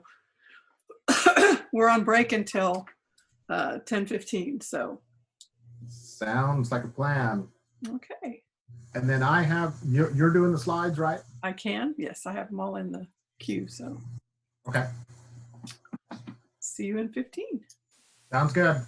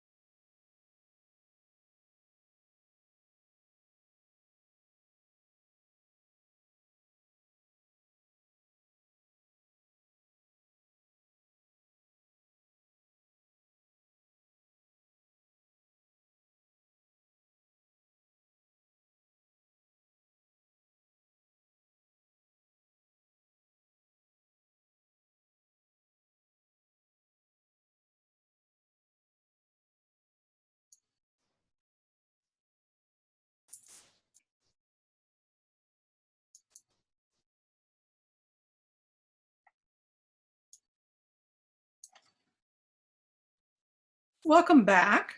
We are ready to move on to our next session. Today we have Deanna Hoelscher and Joel Romo joining us to talk about advocacy and the upcoming legislative session. We'll quickly introduce Dr. Hoelscher and Joel, and then I want to share some of the comments about policy from our youth before I turn it over to them to do their presentations. So this is not a panel. We actually want them to share some information that we think is very important as we move forward. Dr. Hoelscher is the founding director of the Michael and Susan Dell Center for Healthy Living and the Associate Regional Dean for Research at the University of Texas Health Science Center at Houston, UT School of Public Health, Austin. She is here today as the principal investigator of the Texas Research to Policy Collaboration Project. This is something where we're connecting researchers with legislators on critical public health issues. Joel Romo is the president of Texana Public Affairs and also serves as the vice president of government affairs for the Cooper Institute. Joel is here representing the Partnership for Healthy Texas, and he is a founding member of the partnership and has been a key leader on the legislative committee and a wealth of information, knowledge, and help when it comes to dealing with legislators. So Joel and Deanna, we welcome you both today. And I would love to let you hear a little bit about what our youth think about policies in supporting healthy schools. If I click the right arrow. Submit it right. So some of the policies that can help support healthy schools is that of requiring a physical education class somewhere along the line, such as athletics or even just a regular PE class. Another way that the school can help support a healthy lifestyle is by not serving junk food for lunch. It's already been made to where you can't sell sodas from a vending machine during school hours. So that's one big step, but trying to serve healthier foods and food choices for lunch would be a definite way to help make schools healthier. I think one policy that could help support healthy schools is prioritizing health or mental health too when considering course load and school in general, because I think it can get really easy to not think about how being stressed and having huge workloads affects students. But if we created a type of environment where that prioritizes health by staying home if you are sick instead of coming in even though you have a test or something, I think that would really benefit everyone as a whole. Extra funding could be provided to schools that choose to have healthy snacks instead of unhealthy snacks, since healthy snacks are so much more expensive and it's often difficult for schools to have the resources to provide them. I think legislatively, there definitely needs to be some uniform guidelines for how schools should be open in Texas. I know that there are some, but a lot of it is left up to school districts. So I think that a uniform guideline would help that a lot. And I also think that a big part of it is just allocating funds to school districts. This may sound off, but I personally believe bringing back recess would help bring back physical activity in our schools, and making clubs where you can go and just have fun, maybe do flag football or something like that, instead of just doing separate sports teams. You know, you have friends who don't want to be in that sports team, and if you were both in a club together, you would get to go and have fun and just be physically active together.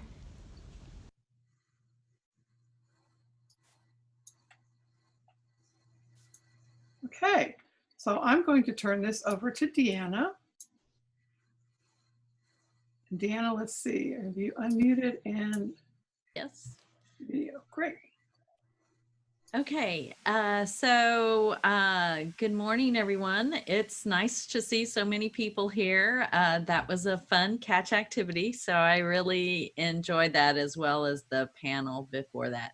And I really loved hearing the kids talk. I think really getting the kids involved in advocacy efforts early is a good way to let them know that they can make a difference. And really, they can be the best ambassadors for us in terms of promoting evidence-based policy. So thank you to Action for Healthy Kids for inviting me here today to talk about our Texas Research to Policy Collaboration project. So the goal of this project is to link legislators and researchers so we can provide evidence-based policy. So I'd like to share with you some of the baseline results that we've gotten from this and talk a little bit about where we are and what are the next steps. So next slide, please, Michelle. So just a little bit about our project timeline. Even though the session begins, well, it's starting up right now, and at the first of the year, it'll officially begin. But we started in 2019. And so from December 2019 through June 2020, we've been doing recruitment, training, and collecting data. So I'll show you some of that in a little bit. From May until September, and even through this recent time, we've been pairing our researchers and legislators. So I'll talk a little bit more about those pairs and the collaborative meetings we're having with them. And so lately, what we've been doing is continuing those collaboration meetings and just helping to be available for promoting evidence-based policy. And then at the end of the session, we will have some additional data collection. So next slide, Michelle. So just a little bit about the process. First, to kind of get the process going, we have found we need to do some capacity building. So first is with the legislative community. So Michelle, if you could hit enter then. So with the legislative community, what we did was we identified what were their policy priorities. So we wanted to see what they had, and then also what kind of needs they have from the researchers. So kind of determining what they need so that we can meet that need. The second part is building capacity among the research community. So we had to develop a network. We recruited researchers, and we've had to do training with them, because if you look at researchers and legislators, they differ in lots of different ways. Policymakers need to make a decision fast and move on it, whereas researchers tend to be more cautious and take their time, for example. And then after this training and the needs assessment, we go into the collaboration phase, and that's the phase that we're in right now. And so Michelle, if you could hit enter one more time. And what you can see is we set up the researchers with with policymakers, and we had these rapid response meetings in which we introduced them and asked them what they needed. And so now what we've done is a strategic planning process with these legislators and ongoing collaboration. So I'll talk a little bit more about that collaboration. But actually what the intent is that we have a legislative office, and then we have a committee that we put together of researchers that addresses needs that each of the legislators has. So each committee is very different because each legislator has different priorities that they are focused on. Next slide, Michelle. One more slide, please. So just an idea of who's participating in our project. At baseline, we recruited 21 legislative offices. So as you can see, the majority of them are female in the House. Virtually all of them were up for re-election, and luckily almost everyone won re-election. So we work with an advisory committee to kind of select the legislators. So the advisory committee did a very nice job of pointing us to legislators who would be re-elected. If you look at the baseline interview, 2 of our interviews were done with legislators. The rest were done with legislative staff. And as you can see, that includes a variety of different positions within the legislator's office. So this is where we collected the needs assessment data. Next slide, Michelle. So I just wanted to kind of give you a visual map of where the legislators are. So most of the legislators tend to be south and covers the Houston area, the San Antonio area, and the Austin area.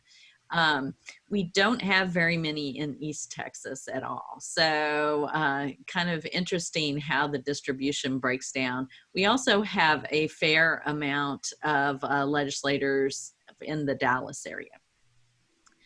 Next slide, please.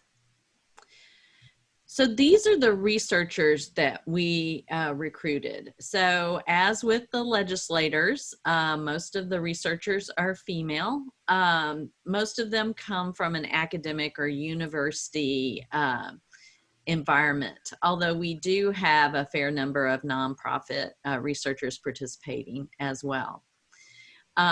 We also have resource-only members. So these are members that weren't necessarily set up with a legislator, but still provide us information. So for example, one resource-only member is an expert on infectious diseases. So if we need someone on infectious diseases, they will step up and help us with this. Next slide, Michelle. So this is where the researchers are compared to, if you compare it to the legislators in the previous two slides. So you can see that the researchers, where they're located, kind of maps similarly to what we saw with the legislators. So that's really good. We tried to match the researchers with legislators that were in or near their districts, so that not only would they be advisors to them, but they'd also be a constituent as much as we could arrange that. Next slide. So a little bit about our baseline assessments and then the collaboration. So with legislators, as I mentioned, we had 21 that we did baseline interviews with. And we also did the in-person needs assessment. So we asked them what kind of legislation were they interested in, how would that fit our, what did they need from us in terms of information. So we got all the interviews done, and it was March, and then COVID hit. So we ended up going back and interviewing most of them again. So as you can see, 19 of them we interviewed after COVID hit, because we knew that they would more than likely change what their legislative priorities were based on COVID. And so we've ended up with 17 active match partnerships with the legislators. One more. Oh, forward. Yeah, right there. With the baseline survey with researchers, we had 73. And so we've had 59 that evaluated the training, and we have 42 researchers that are matched with 17 legislators. So as I said, there's more than one researcher matched to a legislative office. Next slide. So about to show you some of the baseline findings. So from the legislator baseline survey, if you could go back. Oh, there. We found that most of them reported a relatively high use of research in past legislative sessions, and particularly in development of policy, not necessarily in the implementation of a policy, but how you develop it. They also perceived research to be valuable for their work, especially on issues that require a policy or a program response. They had few interactions with the researchers, which is kind of one of our hypotheses when we started this. So they really interacted with them the most is if they needed them to come to a hearing. So they knew who to call to testify at a hearing. But they really interacted with them less frequently to identify a research direction or priorities. We knew that they obtained policy-related information from people involved with the policy or programs, so stakeholders, which is not surprising, nonprofits, and then Texas data. So they really liked the local data. And then fewer offices reported getting information from researchers or conferences. So that's kind of where we found our niche. Next slide. We found that researchers, on the other hand, also had low prior engagement with legislators. And so a lot of times what they did was they shared research material with a policymaker, but it wasn't kind of a give and take. It wasn't acting as a decision maker related to a policy. In terms of policy knowledge, most were knowledgeable about what the policymaker had to consider, but a lot of the researchers didn't know how they could support legislative offices. So they didn't know how to make contact or maintain that contact. In terms of training needs, this comes back to how they could support legislative offices. And then their lowest need was synthesizing literature, which that's what researchers do a lot of times. So they didn't see that as a big training need. Next slide. So a little bit from the policy identification needs assessment. So what we found the legislators thought about this is they really liked having numbers, especially Texas numbers. They were interested in what other states had done, successful policies. They knew that they needed experts in the field, and they really told us that they needed a short turnaround time for useful data. So again, as I said, researchers are on a different timeline, so that was something that we're really trying to focus on. Next slide, Michelle. So when we interviewed them after COVID, we found a few other things that that they were very concerned about. So one was concern about the budget deficit. So a lot of the legislation that they're working on right now is budget neutral, which you can imagine. We've been hearing a lot about that. They also have been desiring COVID-19 data specific to their district and how their constituents are impacted. So we've done a variety of reports. So the reports have ranged from things about how many first responders that they have in their district to nursing home death data in their district. They're very interested in obesity and health disparities. Mostly in adults, but also in kids. They're worried about the impact of school closures. So a lot of what we heard in the past session is on their mind as well. They're interested in research evidence about how COVID-19 impacts at-risk communities. This is that health disparity part that I had mentioned.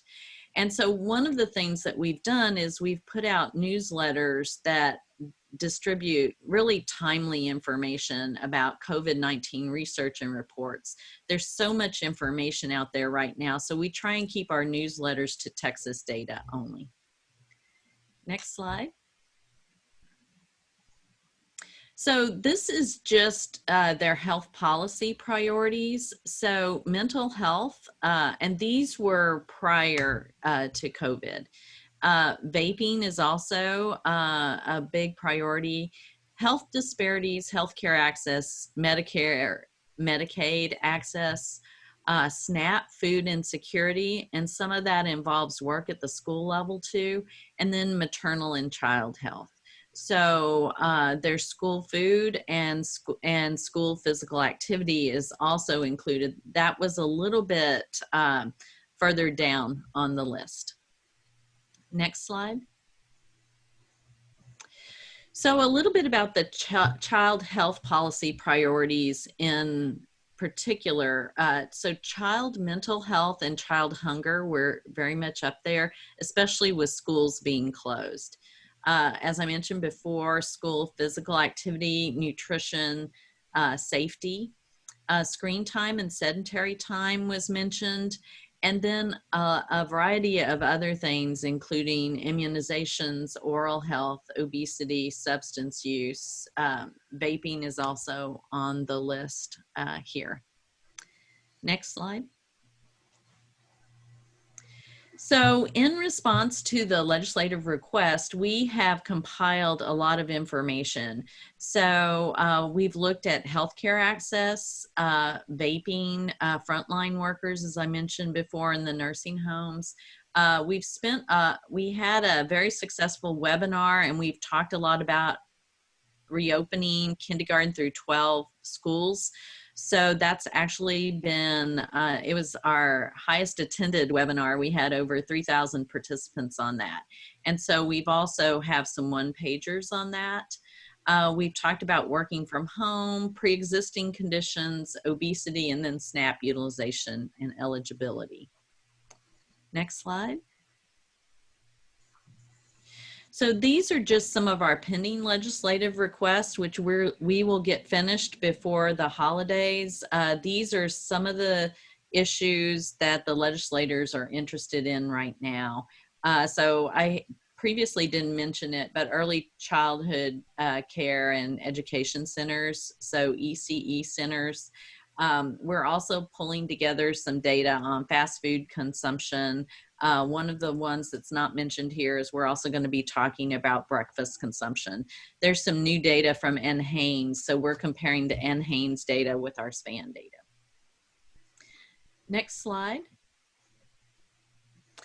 I just wanted to take a second and acknowledge all the people on our team. We have a lot more data, a lot more information about that. So maybe later in the chat, you could ask me questions about that.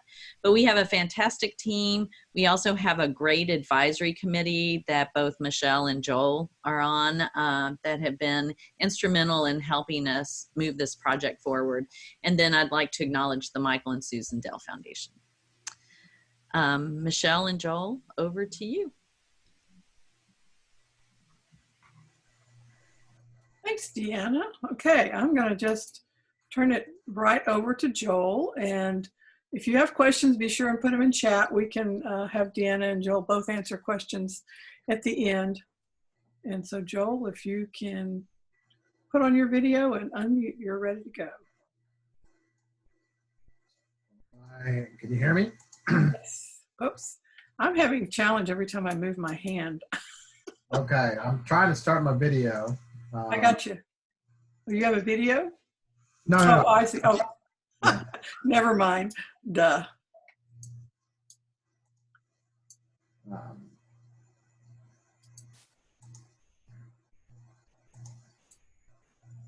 Is it my end? Well, let's. Okay, there we go. I think there we are. Okay. There you go. Michelle, thank you for having us on this panel or this virtual conference. I'm excited to be here. I want to thank you and Deanna both for all y'all have done for children's health issues over the last decade or longer. And actually, Deanna and I have, during COVID, have become closer than ever before. We're on a panel at least every other week, it sounds. So I'm excited to be here with Texas Action for Healthy Kids. You know, we are looking forward to the legislative session, which is only 6 weeks away. They'll convene January 12th. And there's a lot of questions that you may have in terms of, are we going to be able to get into the Capitol? How is it going to look? What are the priorities going to be? I wish I had some answers. I know there's a work group both in the House and Senate looking at safety protocols in terms of how committees will be conduct business, how the House and Senate will conduct business. We have already, through the Partnership for Healthy Texas, we've done a legislative briefing. Last week, we had over 112 people registered. We had about 80 folks attend it, and it was a combination of lots of legislative staff, different public health groups, and state agencies. So the session is well underway. There's over 500 bills already filed in the House, another 100 or so filed in the Senate. And you know, we are ready to, we at the Partnership for Healthy Texas are ready for the session. And we can go to the next slide and give you a little bit of background. With others here, we were formed in 2006, and Michelle was instrumental in that, and Deanna has been very helpful with our efforts.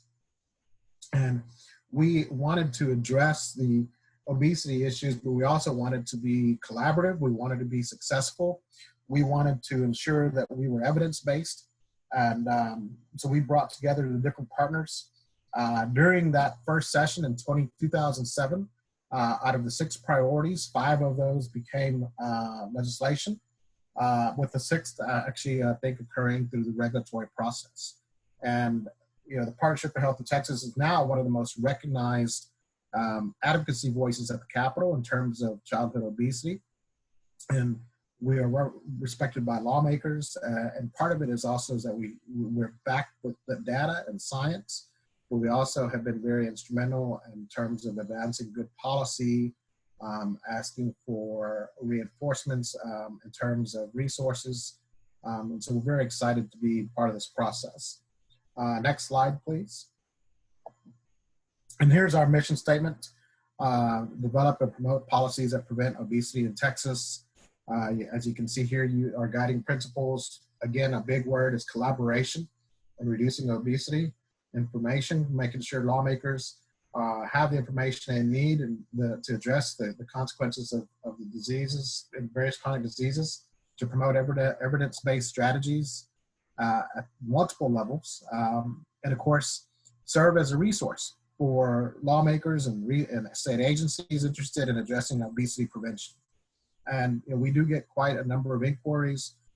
We are sought after during the interim. We've been working closely with Deanna and their research to policy collaborative, and we're excited about the interest in these issues. Next slide. As you can tell here is a list of all our members.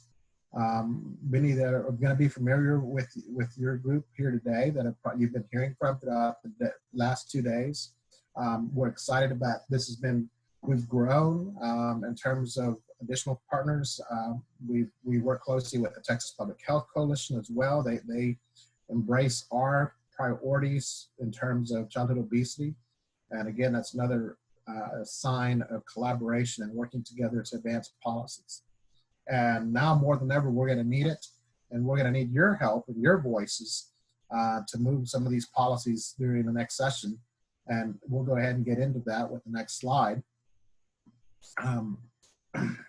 Let me first say some of our past legislative accomplishments. You know, we passed last time we increased the minimum minutes of physical activity was done in 2007, and that's the same year that FitnessGram was implemented with a state requirement for physical fitness assessments. We worked with the Department of Agriculture on nutrition policy that's in rule rather than going through the legislature. We've strengthened our school health advisory councils by expanding the scope to all components of coordinated school health. We've supported the passage of funding of the Department of State Health Services evidence-based obesity initiatives. And recently, we had some early childhood interagency council established to study nutrition and physical activity in early child care and eating. And we also have historically fought off attempts to weaken any of these efforts. There's a lot of defense that goes into play, and if you think numbers don't make a difference, or your emails or calls don't make a difference, there's so many stories I can tell you, but I can tell you the best one was probably in 2011 when there was an effort on Mother's Day weekend to not only weaken PE, but also take some of the basic standards in coordinated school health out of statute. And thanks to many of you on the conference here today, were very instrumental in making some great inroads with lawmakers, and we were able to fend those off.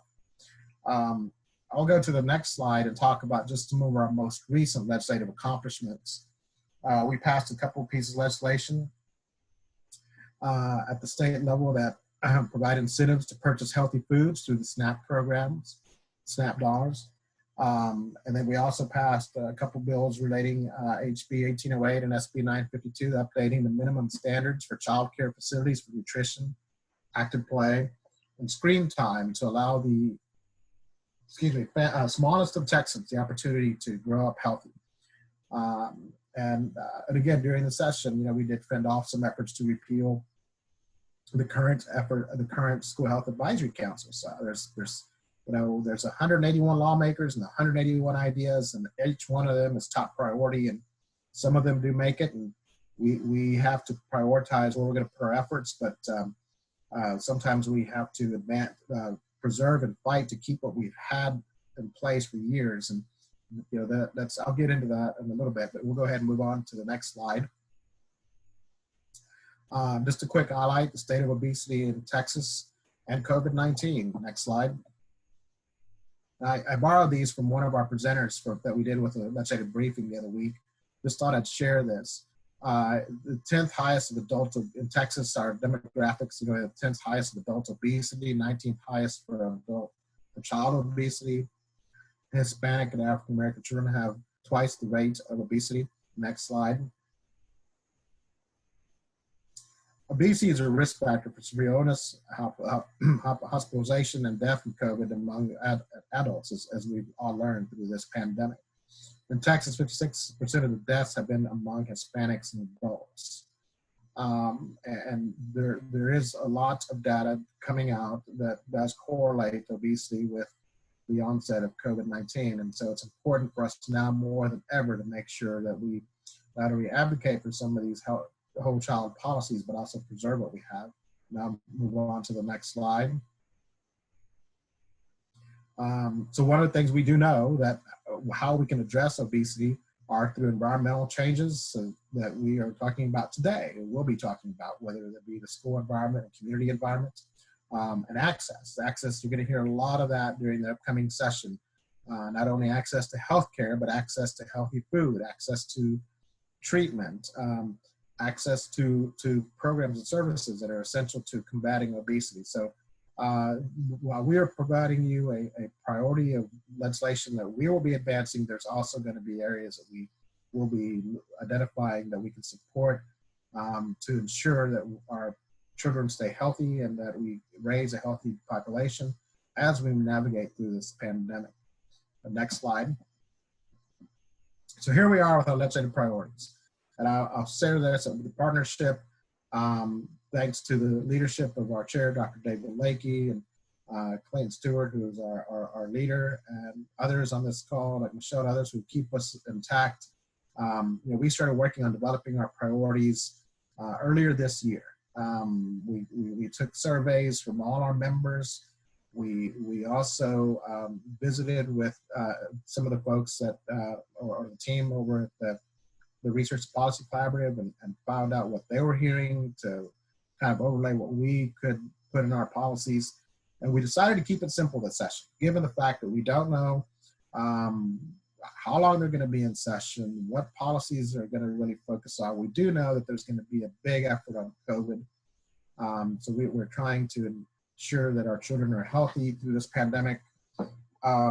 So we will be, our developing of the legislative priorities was very cumbersome, but it was also very strategic in terms of identifying these priorities. So what we have here today is we're going to make another round. I want to ensure that all children have access to well-rounded education, which includes recess, physical education, and instruction on health. We are going to look at legislation that would require school districts to create and institute a recess policy, similar to what we did last session. That bill, as many of you may recall, the legislation that was passed, it would have implemented some recess policies and guidance with the Texas Education Agency, got out of both the House and Senate, made it to the governor's desk, and it was vetoed at the last minute.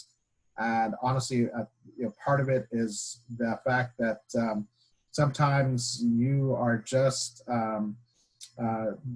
you're guilty, you just kind of get impacted by something that you weren't involved with. And one of our senator bill author got cross with the governor prior to the end of the session, and the governor pretty much took it out on him by vetoing a couple of his bills, and ours was one of the casualties. So we're working on that to refile that this session. We are also looking at increasing the physical activity requirements or minutes in our elementary schools and restoring the half credit of PE that was stripped out a few years ago in Texas, as well as restoring the half credit required health for graduation. Now more than ever, the components and the life skills that children receive, not only in physical in PE classes, but also in health. We're seeing a lot of the behavioral health issues that are addressed in school. Children are we need a place to have those programs and curriculum and discussions. And without these two, we're missing the opportunity to serve our children when they need it the most right now. And so we'll be advocating for those policies. In terms of the food access, we're working to address the food insecurity through COVID-19 by asking that the legislature fully fund the surplus agricultural products grant, which ensures food banks, they have the produce in Texas to keep Texans from going hungry during this pandemic. And additionally, we're also embarking in a policy area that will allow us to encourage medical managed care organizations to implement initiatives to address social determinants of health, including healthy food access.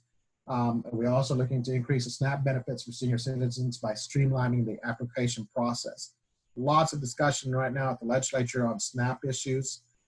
This is a time that we want to make sure that we have the opportunity to work with our lawmakers to ensure that all Texans have access to healthy foods, that we aren't overlooking the ones that need access to these healthy foods the most. In terms of the managed Medicaid care organization, obviously we are looking at expanding the area of the whole child populations, and we're looking to want to make sure that we address the needs of and the overall health benefits of our population that needs it the most. And then of course, you've heard me talk about defense. We are worried that there will be efforts to weaken existing statutes or some existing laws, such as the current requirements we have for PE in place, the requirement for physical fitness assessment. What we are hearing is that a lot of lawmakers are going to defer to school boards and school administrators and let them provide them the insight, which is fine. Lawmakers should hear from everybody. And I know we had some friends from our school administrator groups yesterday as part of our conference, but there are some schools that are encouraging the removal of testing or certain requirements to cover free their time. We haven't seen anything particularly in Texas yet in terms of schools wanting to eliminate PE or move PE teachers from where they're currently teaching PE curriculum to other classes. But we just want to make sure lawmakers understand that as they go through this session, as they start talking about policies, as they start talking on school health policies and how to address keeping their schools open, keeping the school teachers involved, the benefits of all the curriculum that school children receive, that they need to understand PE and health are instrumental in making sure we have that curriculum in place and that every child receives quality physical education, quality physical fitness assessment, and hopefully that they will also have instruction, the opportunity to increase health education as a requirement. And then of course we want to preserve our school health advisory councils. Every session there's some efforts to repeal those. It's more of an education in terms of lawmakers not understanding the benefits the school health advisory councils play at the local level and with their students, and actually how it's really in their backyard, and they can make some great changes by listening to their health leaders with the shacks. So next slide, and I may kind of zoom through a couple of these, because I've touched a couple of points. This is a little bit of the details of what our school policy on recess will look like. Consider recommendations from the school health advisory committees to allow children the opportunity to be active and practice the skills to re-enter the classroom ready to learn. Of course, we also, as I mentioned, the physical education requirements, we're trying to get those to the national standards.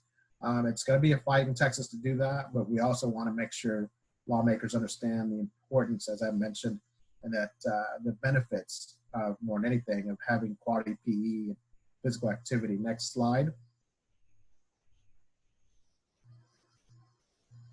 I've highlighted the food access issues.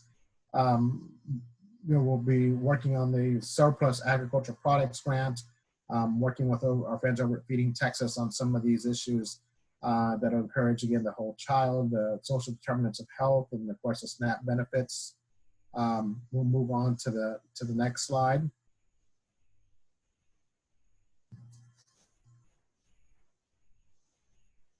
and P, public health infrastructure. I just shared through that the importance. So, you know, we want lawmakers to understand the importance of these programs, and we don't want to go backwards. And then next, I'm going to go with the next slide. We do have white papers on all of these policy issues. They're on our website. And if you haven't signed up to get our newsletters, feel free to go to the Partnership for Healthy Texas website and sign up so you can receive our newsletters, our email alerts regarding legislative policies. These are what we're going to be sharing with lawmakers through the session, and we've already shared these through as a result of the briefing. And then also we'll be, if you go to the next slide, we also have had the benefits of working with some of our funders to help develop a state of obesity report that we'll be releasing at the end of the month. We'll be sharing that with you and others that you can also use to share with your lawmakers. And right now I'm going to challenge each one of you here on this call today, just like you are doing these calls and Zoom conferences and other virtual platforms, lawmakers and their staffs are hungry for information. This is a great time to get in front of them. There's not a session underway. Right now, they're still kind of getting their legislative priorities, looking at what legislation they're going to work on. You know, they're kind of getting their, no pun intended, their house in order and getting ready for January. So it's good for you as members of the Texas Action for Healthy Kids to reach out to these lawmakers and set up a time to visit with them virtually, share these white papers, talk about the benefits of these different policies. Let them know, you know, you're a voter in their district, whether you're part of a school district or an organization or public health advocate. You now, with the partnerships help and others, have a lot of data. Data drives decision. Now at your fingertips that you can share. And also, I want to plug the Texas Child Health Status Reports that Dr. Hoelscher mentioned earlier. Those are online. You can use those to share some with lawmakers. A lot of them haven't seen that information. Some of these lawmakers are new, so they're looking for data. This is a good time to make that request, get in front of them, because come January, session begins and they're going to be extremely busy. And now with the unknown of whether you'll be able to have or join any of the Capitol days you might have used to do at the Capitol, whether it been through the Heart Association or Tayford was looking at doing one prior to COVID. There's going to be less access to these lawmakers come January. So now is the time to get in front of them, share this information, make sure they understand the importance of these policies, how they impact your world professionally and personally, and how ask for their support on these issues and report back to us. You know, report back to Michelle or my contact information. We'll get that to you, and let us know what you're hearing on the street, because you know, we need every little piece of information is critical in helping us determine, you know, where the votes are going to be or what's coming at us, because you may get some information that you may not want to hear, but we have to know about it so that we can prepare and get our allies and our house organized as well. So anything else? I think that's it for me, Michelle. I think there's time for questions, but thank you for allowing me to be here today.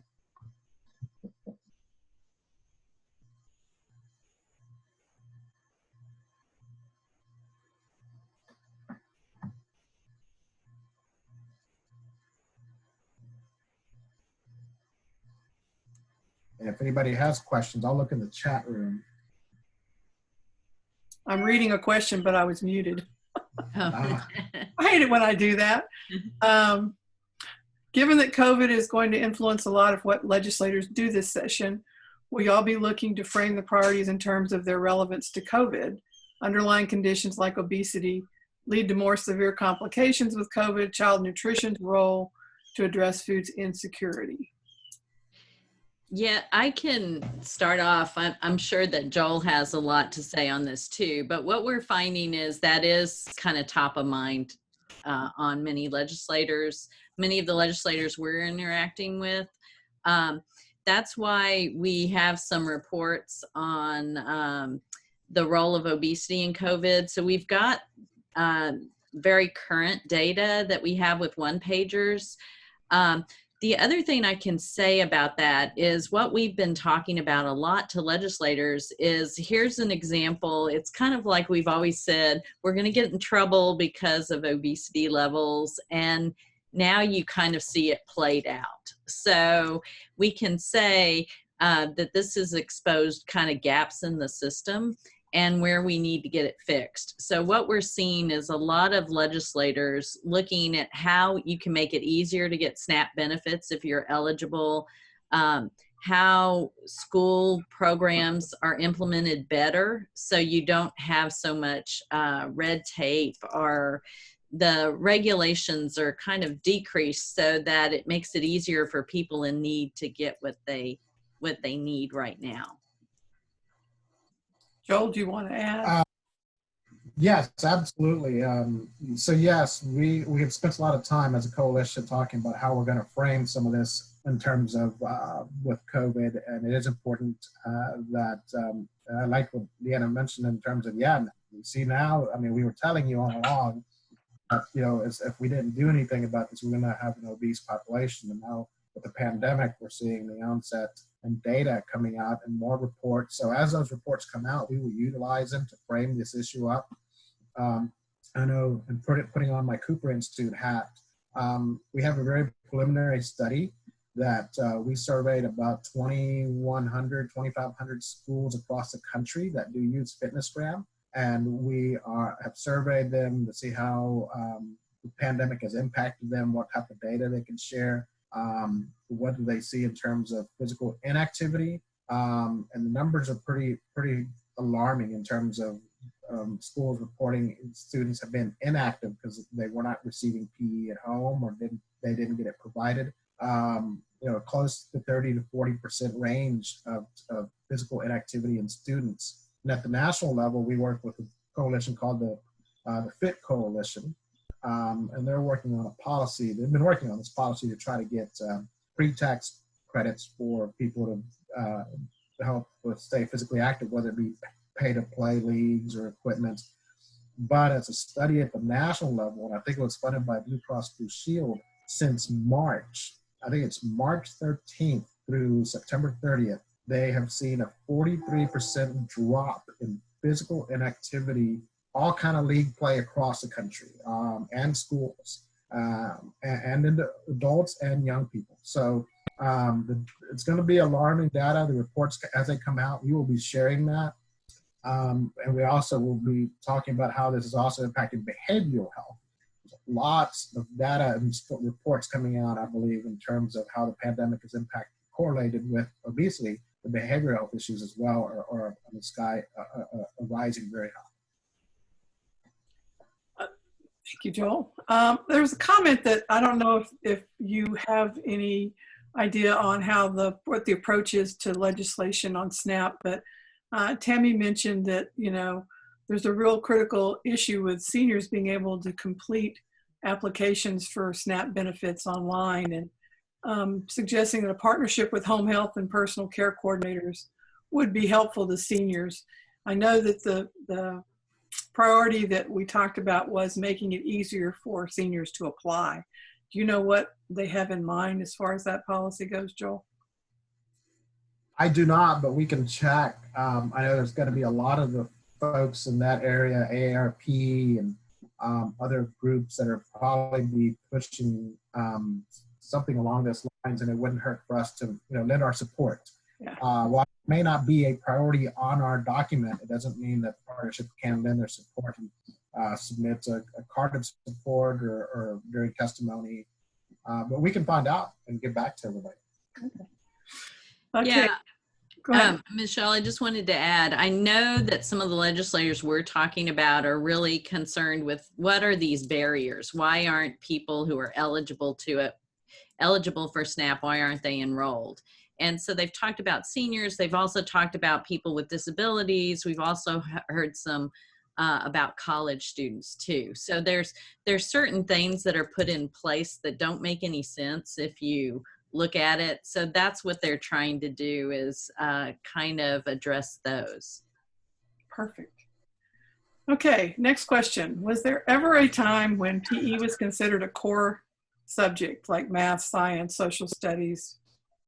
Is there any research related to how elimination of PE requirements has impacted rates of obesity in Texas?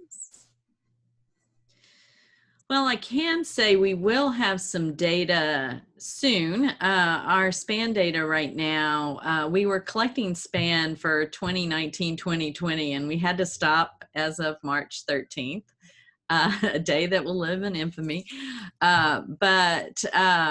Anyway, with the data we collected, we can look at state levels. So this will be some of the first data, especially for high schoolers, that kind of show the impact of the lack of physical activity on kids. So those data will come out, we're thinking after the first of the year, so January or February. We're trying to get them out as soon as we can. It's a big data set, over almost 9,000 kids. So that is something we can look at. I know that PE has been a part. I'm from the generation that had the presidential fitness test, and that was definitely part of what we did in terms of core curricula. Joel might have a better handle on that. Actually, no, I don't know for certain. I would say Michelle may actually know better, and or Rose. I don't know if Rose is on the call with us today. In terms of whether it was a core curriculum, but I know it's been part of the Texas Essential Knowledge and Skills policy at TA for over nearly 20 years, I believe. And right now, as we speak today, TEA is going in second drafts of the revisions to the TEAHKs, the PE, and the health curriculum. And we at the partnership submitted some public comments along with Rose. I believe she was one of the content advisors, and also drive some language changes in the TEAHKs to better strengthen those policies. So we feel good where those are. I know myself was just grateful I didn't have to testify there today, because they have over 250 people signed up to testify virtually on the health TEAHK today. So today is Health TEAHKs Day, I believe. Later tonight or tomorrow is PE Day. So welcome to the world of virtual testimony. Rose, you are with us. Did you have anything you wanted to add?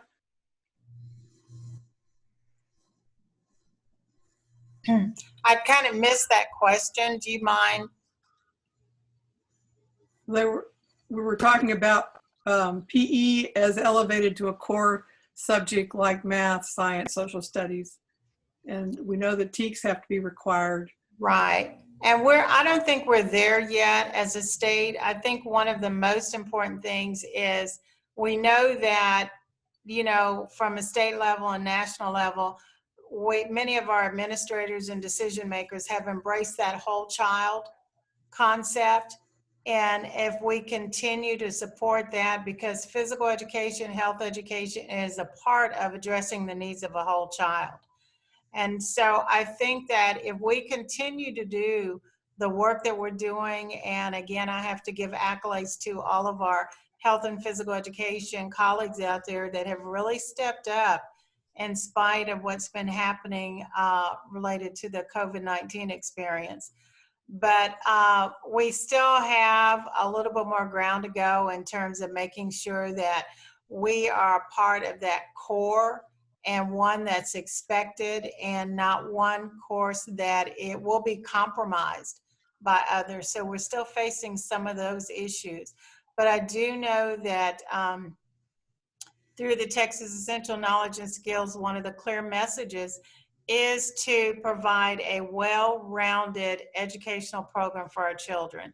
And definitely health and physical education has to be a part of that well-rounded educational experience. Thanks, Rose. Michelle? No. Oh, one quick comment on that is one of the things I think that COVID has highlighted is we like to say that you should consider health in all policies. So when you make a policy, they always look at the financial impact, but they really need to look at the health impact as well, because we've seen what happens when you have policy in a vacuum without health considerations, is it does impact economics. It does impact academics. It does impact the health of all of us. Thank you. For Deanna, have you heard any interest or movement around trauma-informed care, ACEs initiatives at the legislative level? We haven't heard a whole lot on it. There is some movement on it. It tends to be framed within social determinants of health. One of the things, just an aside on that too, is we're trying to avoid saying social determinants of health because it has a negative connotation in some policy circles. So we're trying to say foundations of health, which tends to be a little bit more positive way to frame it. But it's kind of wrapped in with those kind of issues, I would say. Okay. From Melanie, I think we answered a little bit of this. I'm from the presidential fitness generation, and we had PE through every grade level. I was just wondering if it was ever that way here in Texas. And if it was, it'd be interesting to see what, if any, impact eliminating PE requirements had on obesity rates. So you might, I think Melanie may have come in a little late. Well, one of the things I can say is we have a couple of analyses using our SPAN data. And what we find is the number of policies, like school-based policies regarding physical activity. So that's things like frequency of PE, recess, do they get punished by not having recess? That if you look at the number of policies at the school level and child participation in physical activity, with more policies at the school level, they have more participation in physical activity, the kids do. And that's you especially see it among low-income kids. So we like to say that this is a way you can address health disparities by really focusing on school-based policies. Okay. Any other questions for our speakers? I think we have some questions in chat that may relate back to some of the other people who are attending. One of our questions is I use math and movement and reading and movement from our Region 1 professional development. Does anyone know of resources or organizations that use CORE in PE? And I think that might be something some of our other PE professionals could answer through chat. I'm not sure Deanna or Joel are gonna be able to weigh in on that. Any other questions around the legislative priorities or advocating for next session? No. We went through the information pretty quickly. It's really exciting to have Deanna's team working on providing us with the data for the legislators. Don't be afraid that if you don't have data, you can't talk to a legislator, because you can go in with a personal story and have a huge impact if you just share what your experiences are. I know we were talking last week. I've been talking to my schools about their grants, and some of the PE teachers have been sharing what they're doing and how things are going. And one of them was, said she's just in tears because she sees how much her children over the summer and through COVID have gained weight. And she's really concerned that she cannot keep them active enough remotely, even though she's doing everything she can to be, supportive. I had another PE teacher tell me that he bought stencils with our grants for the playgrounds, but since they weren't on the playgrounds, he actually went to some of his students' homes and put the stencils on their driveways so that they would have something they could do to be active. So there's a lot of passion out there among our teachers trying to be supportive, but those are things that legislators need to hear and understand, how important it is for these children to be healthy. And how our teachers feel that it's that important. Michelle? Yes. just to add on to that, we actually are very interested in those personal stories and like the little video vignettes that you had at the beginning of this. So if anybody has personal stories related to any of those topics I highlighted, we'd like to kind of add a personal story to the data, because then you kind of get both sides of it. So feel free to contact me or let Michelle know, and she'll let me know. Anyway, we would be very interested in it. That would be great. Question about, are there training sessions for newbies? Our SHAC has a new legislative advocacy committee that would love some help. I think we will look at some webinars. Action for Healthy Kids does webinars for SHACs, and we'll start a new series after the first of the year. So what we'll probably do is get Joel, Deanna, and possibly do Advocacy 101, or we may have to do a couple of sessions so that your SHAC could be better prepared to advocate, not just for a legislative session, but advocate locally, because it's important to be able to convince your school administrators of the importance of all these policies. It doesn't do a lot of good to pass things at the state level if then you get back to the district or the campus and they're not implemented. So we need to make sure that as we move forward, that we give you the tools you need to make sure, and that's why the SHACs are so important, to make sure that you can implement policies that are put in place around recess or around physical activity.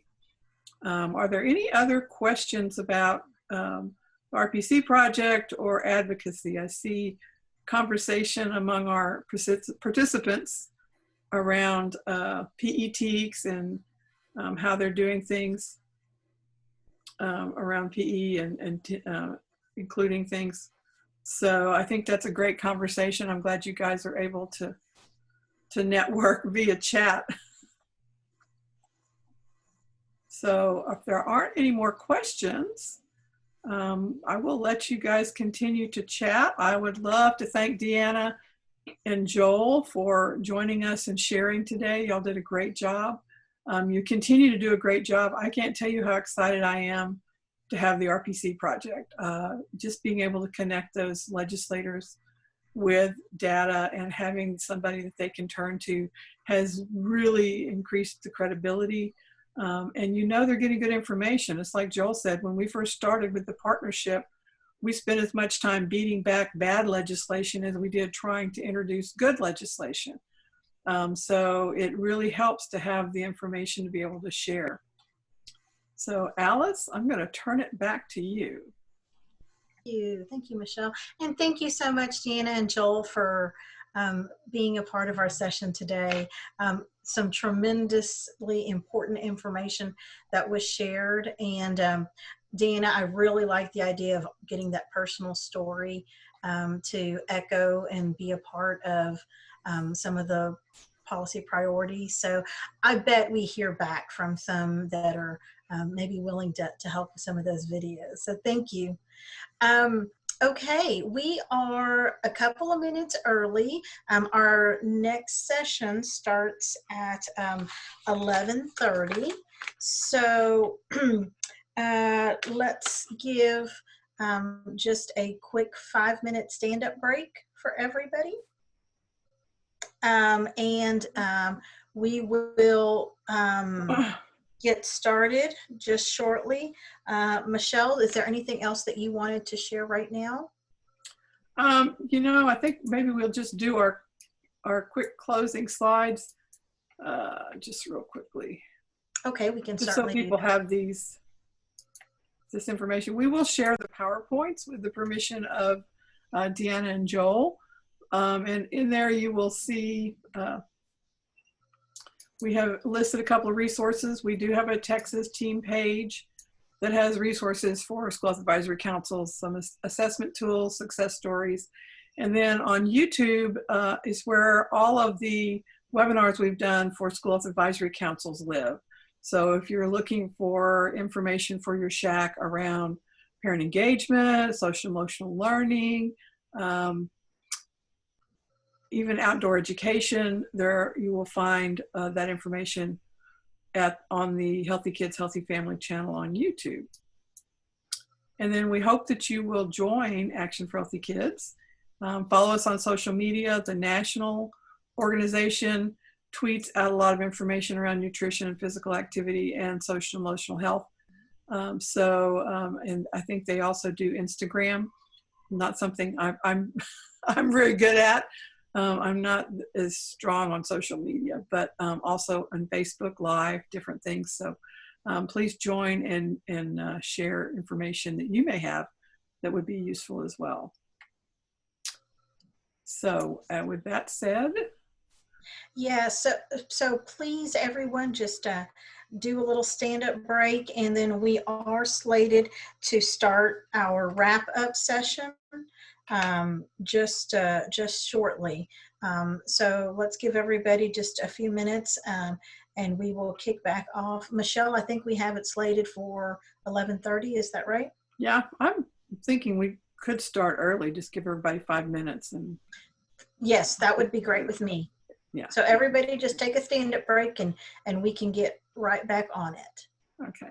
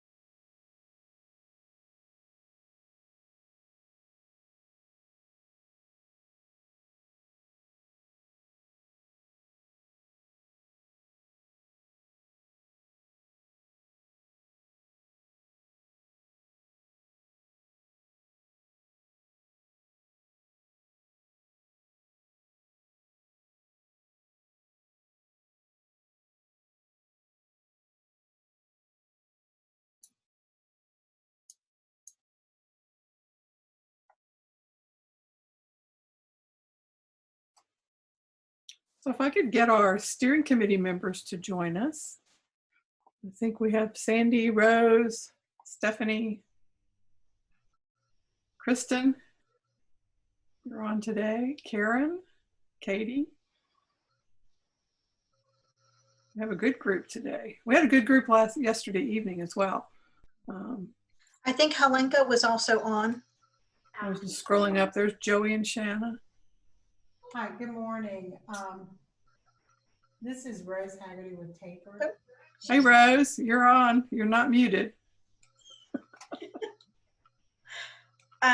Yeah, I saw Helenka from TDA and Joanne. I saw somewhere earlier on the list. I don't see them still on, but.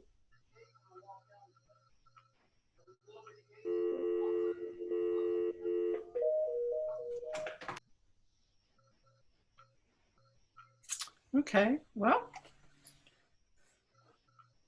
they may join back in. Joanne says she's there. Okay, great. She may be our black screen.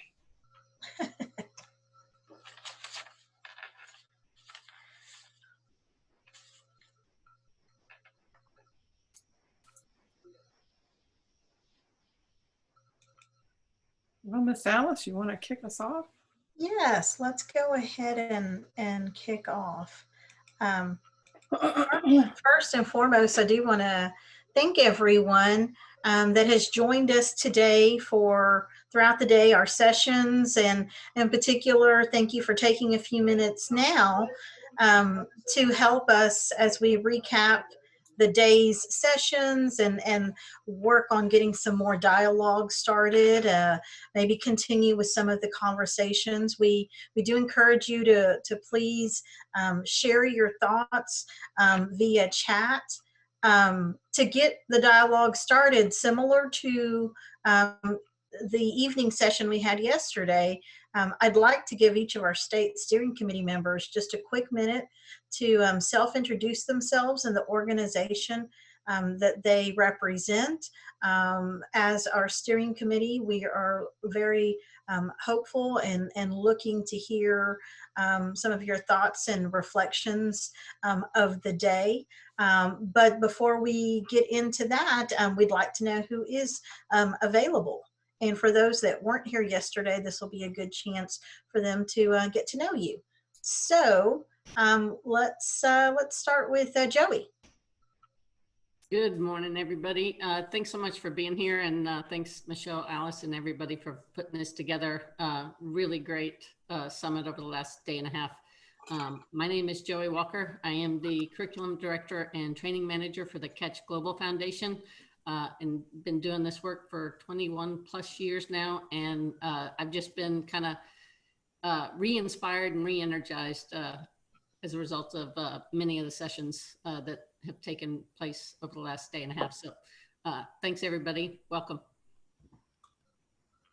Thank you. Tricia? Yes, good morning. I'm Tricia Mauser. I represent the Texas Association for School Nutrition, as well as the Texas Academy of Nutrition and Dietetics on the steering committee. And I feel the same way, Joey. I'm motivated. You get re-energized and motivated when you hear about the creativity and the collaborations and basically what people are doing throughout the state to improve the health and the environment at school for our children. And these are things, what we need to do is play these recordings to ourselves periodically. Good suggestion, Tricia. Rose?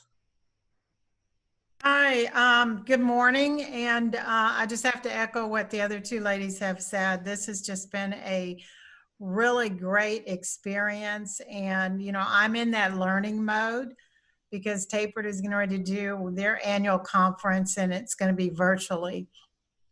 And so to be able to see the different kinds of platforms, but I do have to give accolades to Michelle and Alice for the panels that you have selected for all of the sessions. Just a wealth of information. And it's also for me an affirmation that, you know, I'm probably on the right page with everybody else. So that sometimes we need to know that ourselves, you know, and it's, you know, to have that validation, I think is really great. But I commend you. This is a great day and a half. And I've had to multitask. So I've had you on my laptop and had another webinar session at the same time as one at 10 o'clock. So this has been a great opportunity, and thank you for involving Tapered. Thank you so much, Rose. You are a wealth of information for our state steering committee and also for this annual summit. So thank you. Joanne. Good morning. I just want to agree, kudos to Michelle and the whole team for an awesome webinar on 2 days, and just the execution of it has been flawless. So thank y'all. I am a school wellness consultant for Dairy Max, which is the local dairy council. And I'm just one of many here in the state, across the state. And many of us were formerly in child nutrition, either as directors or dietitians. So we carry with us a real passion for what goes on in child nutrition. And then our flagship program is Fuel Up to Play 60, where we work with the NFL and therefore with PE teachers. So we're here. We want to support. That's all we do. We don't sell anything. We just support. And we're so proud to work with Action for Healthy Kids as well. Thank you. Kristen?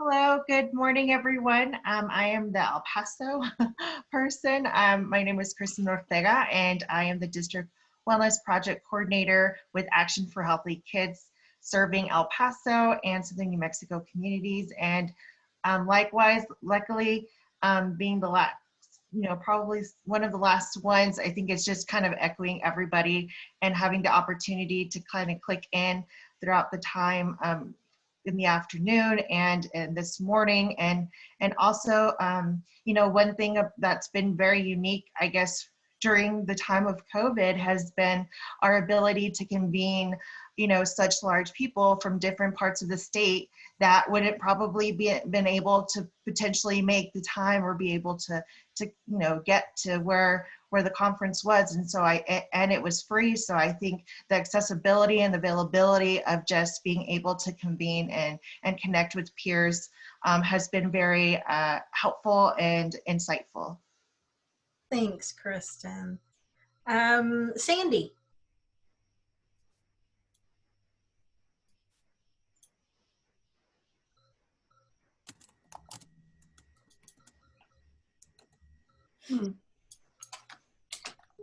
I'm sorry.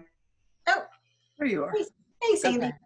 I'm Sandy Bristow, the Program Director of the Oliver Foundation here in Houston, and our focus is prevention of childhood obesity.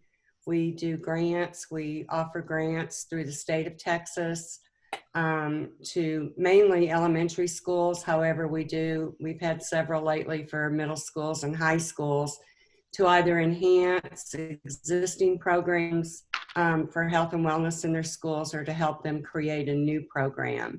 So our next grant deadline will be April 15th, the 21. And I want to just echo everybody else. This has been a fabulous day and a half. The panelists have been excellent. I think it's one of our best summits yet. And kudos to Michelle and Alice and everyone else that worked on this. Thank you, Sandy. Helenka? Hi, everyone. Let me get my video there. My name is Helenka, and I work with the Texas Department of Agriculture as a program specialist, and I'm with the Food and Nutrition Division. It's been really great to hear from everyone, like everyone has said, from all over the state, but also to see how everyone has really gone above and beyond these last 8 months.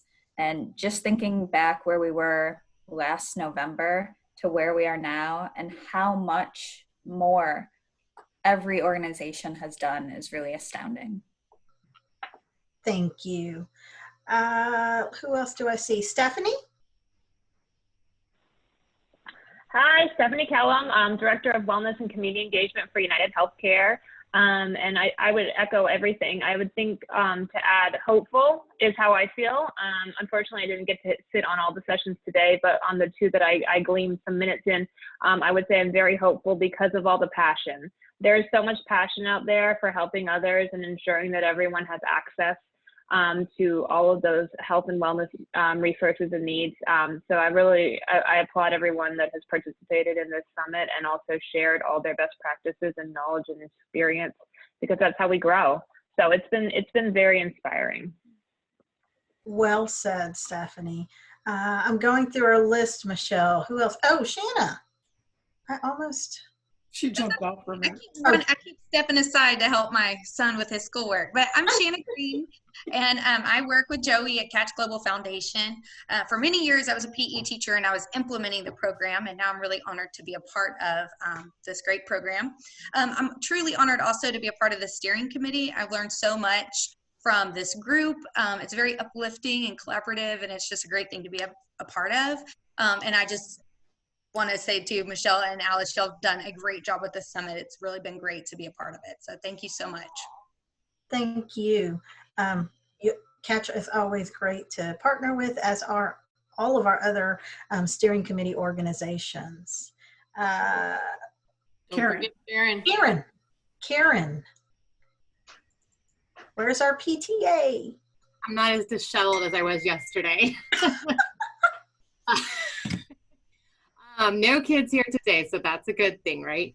Yeah, so again, been doing a couple other things and trying to catch most of it today. But I think, just from some nuggets that were said earlier, we preach to the choir, but every time, y'all puts on this summit, it's still, there's some takeaways. So no matter if we think we know what's going on out there, we have a pulse, there's always something new to gain from these summits, and the panels were fantastic, just such a variety.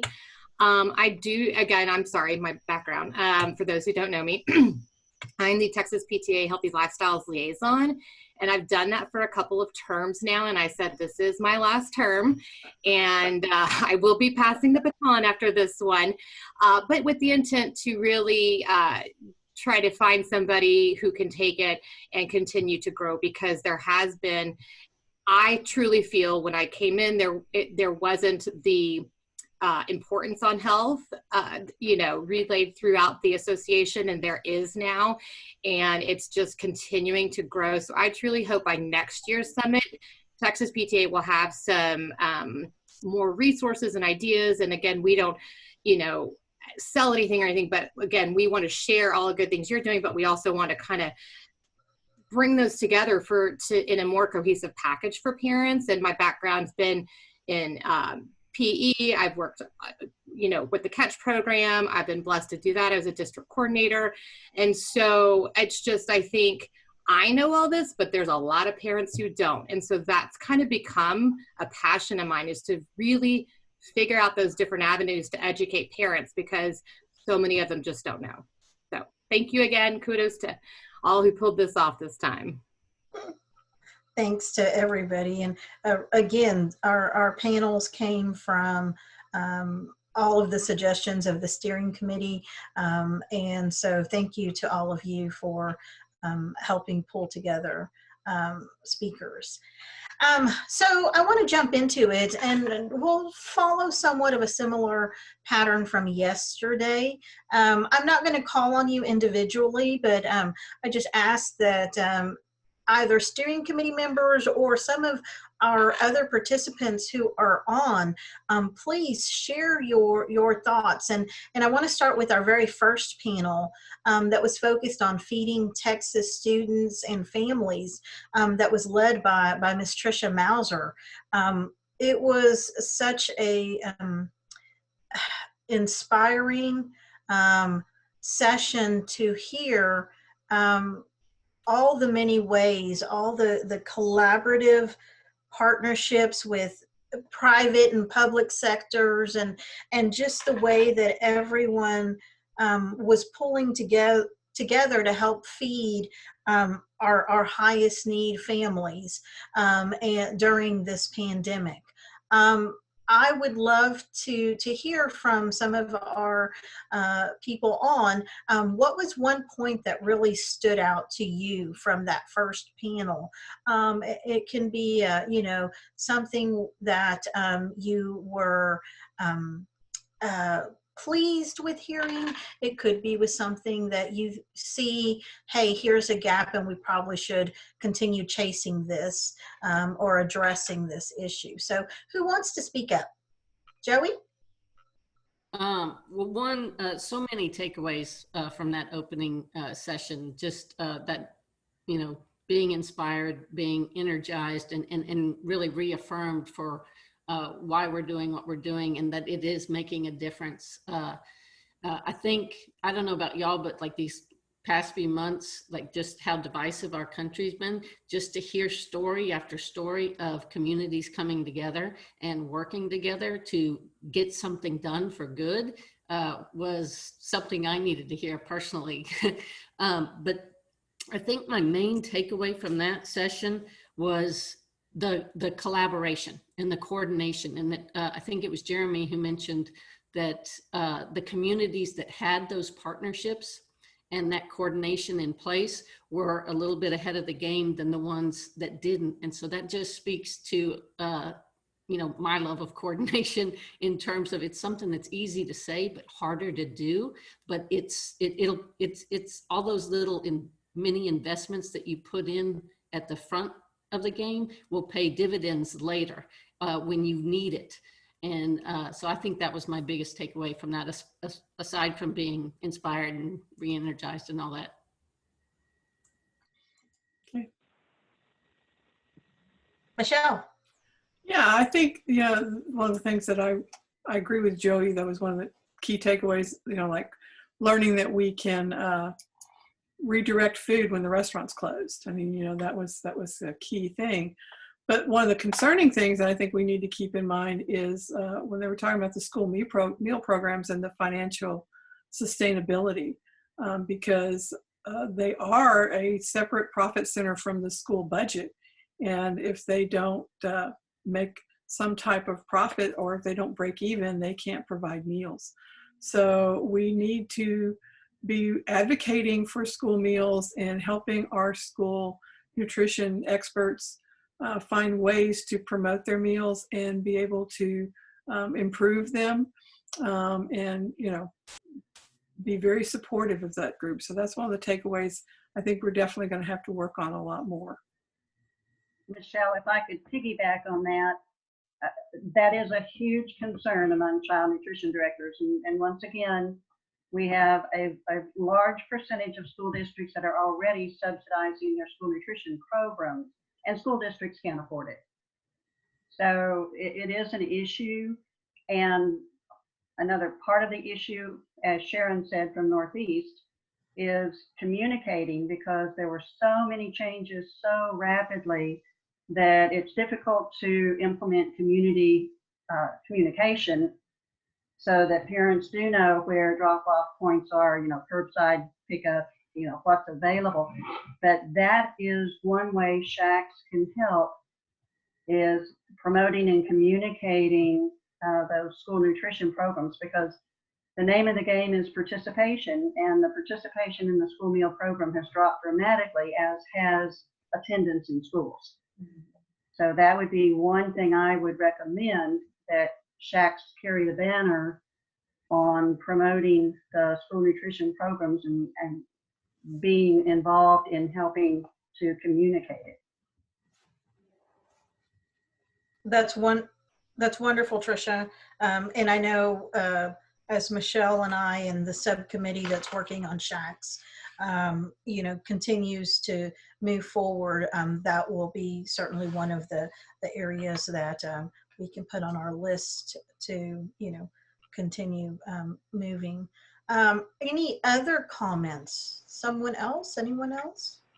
I have a quick comment. I would say too, as in the sessions yesterday, really just, again, going back to that WISC model, that whole school, whole community, whole child model, and how that is such a strong component of how this could be successful. When Joey's saying about collaboration, right? We need to be more collaborative, and that model embodies that collaboration. I think the other thing that I was really impressed with was innovation.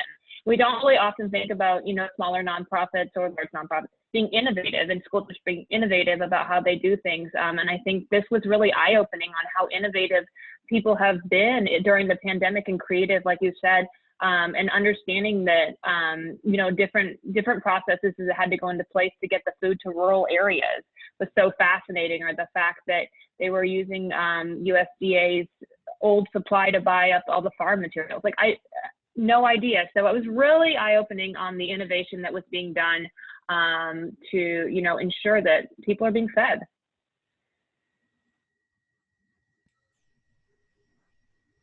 Thank you, Stephanie. Anyone else have something they'd like to share? I just want to re-emphasize the discussion on SHAC and the importance of SHACs, because even in all the panels yesterday, it came up time and time again. And I think it was Mike who said in that opening session that, you know, SHACs equal credibility. So if we can get more SHACs that are active and organized and mobilized, then we can kind of really expand what we do and kind of get a little bit more bang for our buck.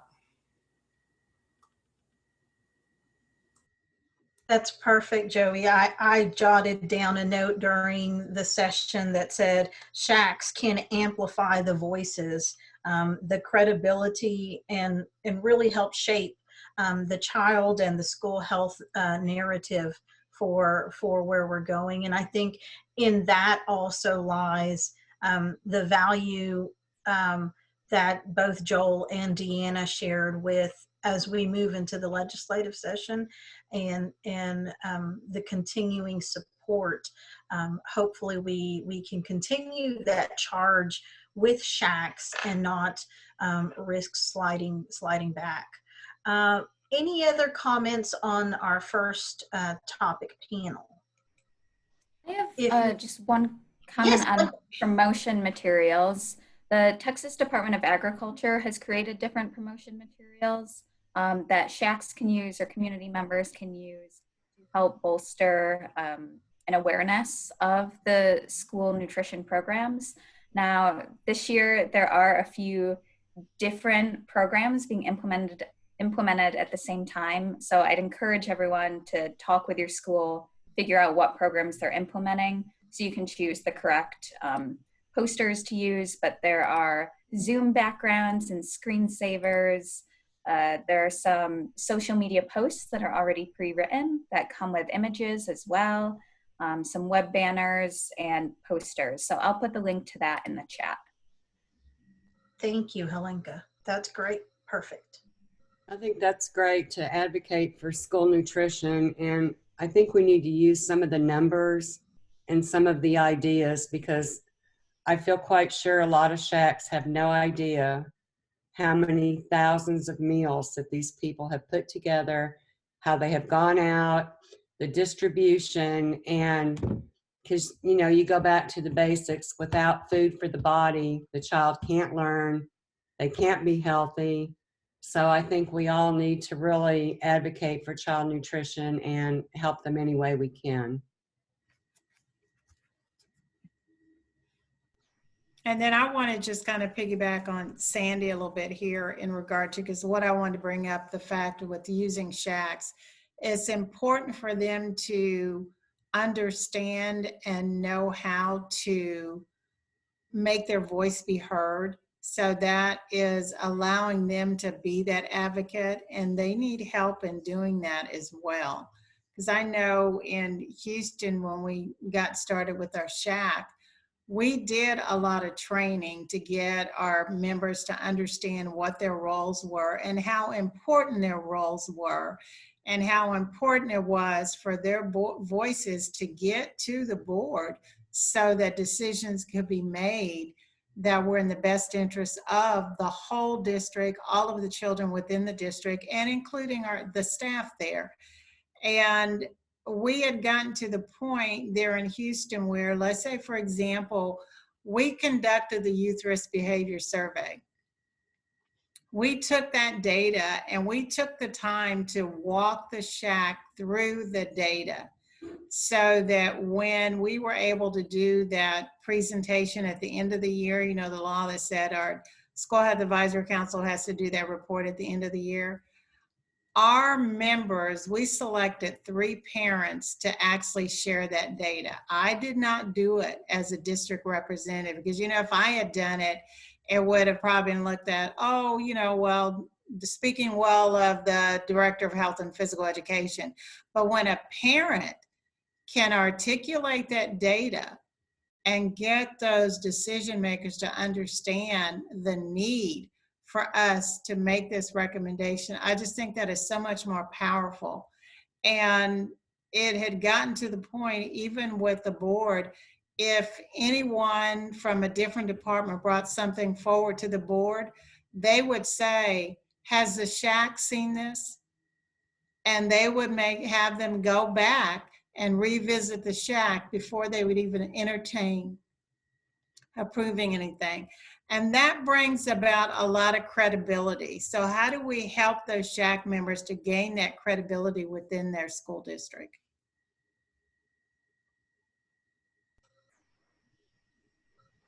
Thoughts from the committee? I think that sounds like a great webinar topic. Yeah, I was going to say, I think that goes back to one of the questions about, you know, training. So really, you know, kind of reinvigorating that and revitalizing that effort, because it's going to take raising awareness, but then also equipping them with the skills and the things that they're going to need to actually be strong advocates and to be effective as a committee. And I would say absolutely. I think one of our, it may have been Jeremy in the first session who said, you know, we have to look for those kind of bright lights coming out of this pandemic. One of those could be that the voice of SHACs, the role that they play is really bolstered as a result and sought after moving forward. So absolutely. Let's pivot, if we can, to our second panel. And what were some of the key takeaways from the second panel highlighting the legislative sessions upcoming, and then Deanna and Joel both sharing? This was the most recent panel that Michelle helped moderate. Who wants to jump in first?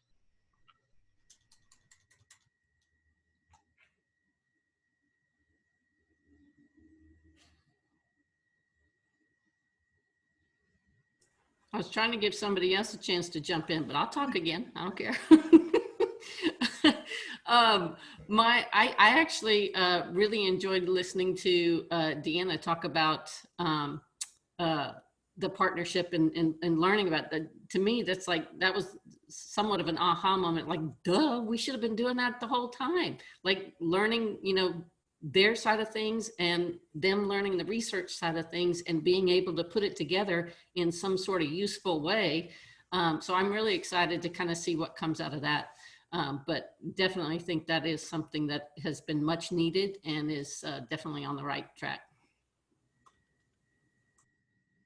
I think so too. And I think it's a very valuable time for us to use, you know, just being that connector. It just, you know, happened that they were already doing that before, and then now it's even a greater need, of course, in connecting those topics, as well as elevating a lot of the stuff that I know locally, what we're working on, and being able to see what the partnership is working on, and what and some of those alignment with, you know, local priorities that we're working on here in El Paso. It was also nice to see what the partnership's working on in terms of their priorities and how that aligns with some of the work that we're doing here locally. Perfect. Any other? Who else? Just talk, Sharon.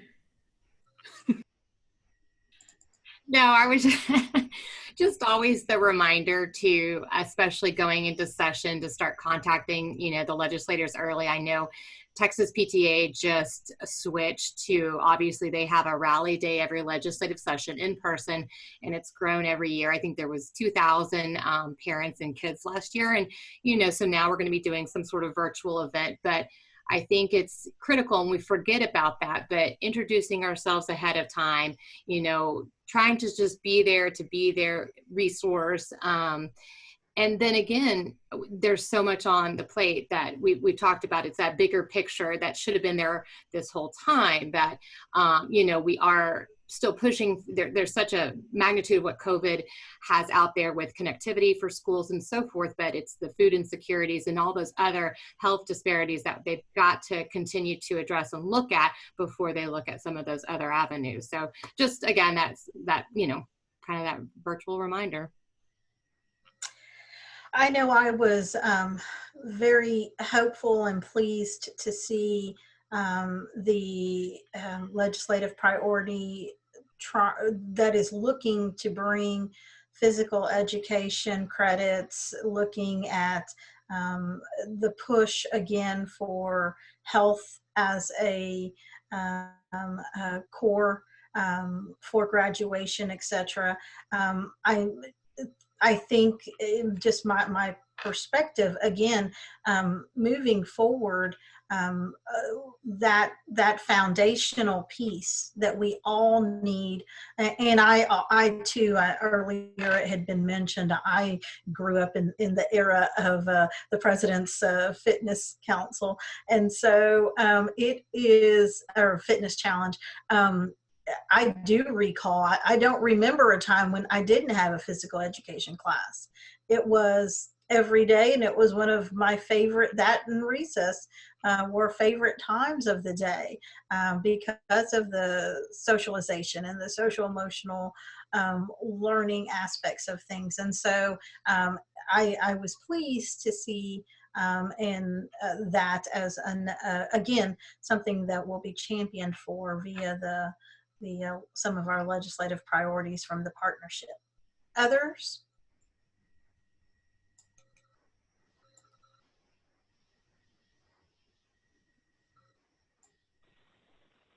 You know, I'm like Joey, I'm happy to talk. So I actually missed the majority of the session, so mine's not necessarily related to the content of the session, unfortunately, but I will say in terms of engaging your SHAC, so one thing we're gonna work on for our SHAC is creating a legislative ad hoc committee to focus on the session and to really inform our SHAC members about what's happening in the session and keep them updated. And I think what we've learned from that too is, you know, if it doesn't happen at the state level, it can happen at the local level, right? So I think that's also important to know is, you know, Fort Bend ISD has a local graduation requirement for health education. They didn't let that go when it dropped at the state level. And so understanding that your local school board can, you know, put into place what the state may not put into place. So, and the SHACs can advocate for that. Again, we go back to that advocating piece of ensuring that, you know, you're getting what you need for your district. So just wanted to mention that as a way to engage the SHAC. Just to piggyback on what Karen mentioned and Stephanie just echoed about advocacy, that's going to be actually my kind of personal challenge for myself is I think I do a pretty good job of advocating kind of locally and amongst school districts, but that's something I have completely shied away from on purple, as I say, is politics in general. And that's not some area that I have an interest in, but I'm inspired and going to challenge myself to actually do what Joel says. Now's the time to contact them and ask those questions and let folks know what you care about so that it doesn't fall off the agenda. Can I just say something real quick too? Please, yes. Wanted to just follow up on my question when we were talking earlier. I'm also like Alice and some other people who grew up where you had PE every day. And that I was really curious about. I grew up in the North, so I don't know whether it was ever a thing here in Texas where you had it every day. And I was curious about that impact, you know, the correlation of the data, if there was any impact on obesity rates by having it reduced. And I'm really glad to see that there's a push for having it in places that isn't, you know, we're fortunate to be in Fort Bend ISD. I'm fortunate to be working with Stephanie. We've got, like she said, the legislative advocacy thing in place, and I'm just reached out to Karen, I'm gonna hook her up with our person. So we're doing well, but it's important. I'm really excited that the rest of the state, because all these kids are our future. Everybody's interrelated kind of the coordinated effort is really important. So I was inspired by, I couldn't make it to everything, so I hope to catch up on the things before, but I was inspired by to see that. Why, thank you, Melanie. And yes, you will have access to all of the recordings following our session. So please do go back. There were some fantastic panels both days that we hope you can garner some information from. And if nothing more, I do think you'll walk away inspired by just all of the work that is happening and just the forward thinking and positive attitudes that people are really engaged in right now and moving forward.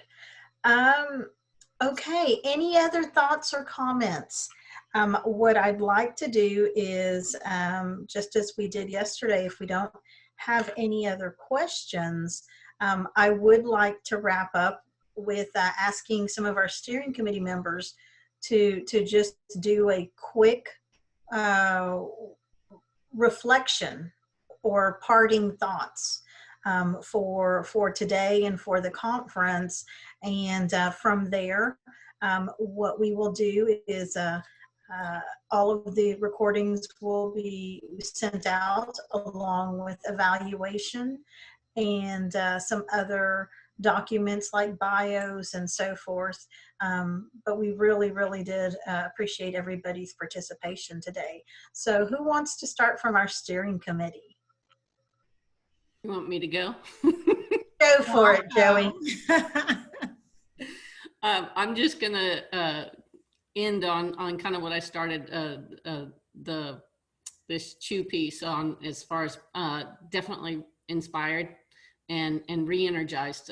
I private chatted Shanna saying I really needed to hear all this stuff that folks are doing and coming together to work toward for good and for positive at things, because I've just been kind of feeling a little bit down, because we've been doing a lot of trainings with educators and with folks in third-party organizations who work with schools, and getting a lot of feedback about how challenging this year is.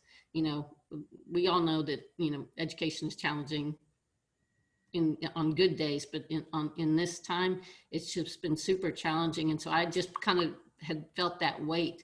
And so just to kind of hear these positive stories of, hey, if you put in this work, if you work together and you collaborate with everybody, it does make a difference. And you are able to do great things. So, and then my last one is just that personal challenge to get a little bit more involved in really advocating at the next level. Because again, what we do matters, and it is so important every day, but even more so now. So I got a fire lit under my hiney. I think our communications director, Joey, has said it all. As a wrap up for the day and a half, I mean, I think everybody's inspired, everybody's motivated. I just appreciate the work that everyone's doing. And I don't know what more we can say. I think this was one of our best summits we've had. The panels were excellent. And again, thank you to Michelle and Alice. I would like to add, maybe for the people that were not able to be on yesterday's session, one of the things that really made a big impact on me, and I can't remember, it might have been Kevin Brown that said this, but every school process has changed. And I think that's what parents and what community, those of us that are involved, we know that, but there are a lot of people that don't understand that schools have changed every single process. And the other thing that was said that really kind of brings it all together why we even had this is there are a lot of kids who need to learn in person, who need to eat in person, and they're not there.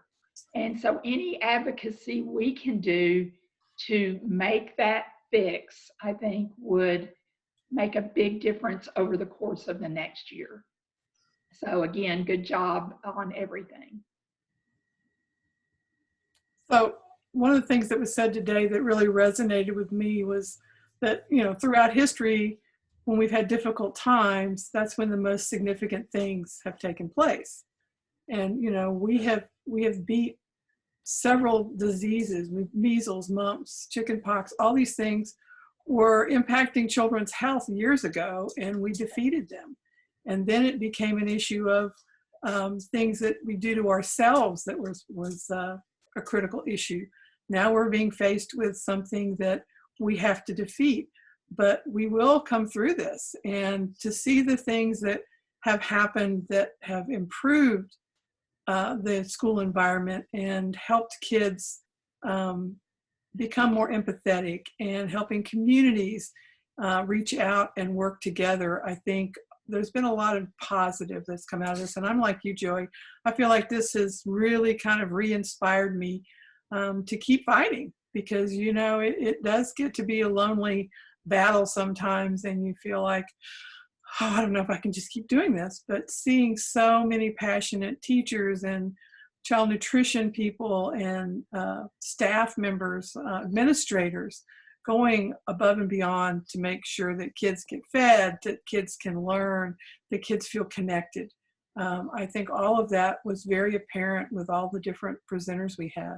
And I couldn't have asked for a better a group of individuals to share the stories. And hopefully all of you will leave inspired. We're going to do an evaluation, just FYI, and would love to hear your thoughts. So don't hesitate to share where you think we should go next. I definitely hear that we need to be looking at schools advisory councils. So we will be presenting more in 101 on advocacy and how we can support our child nutrition department. So thank you all for everything you've done from a steering committee and from participants and from presenters.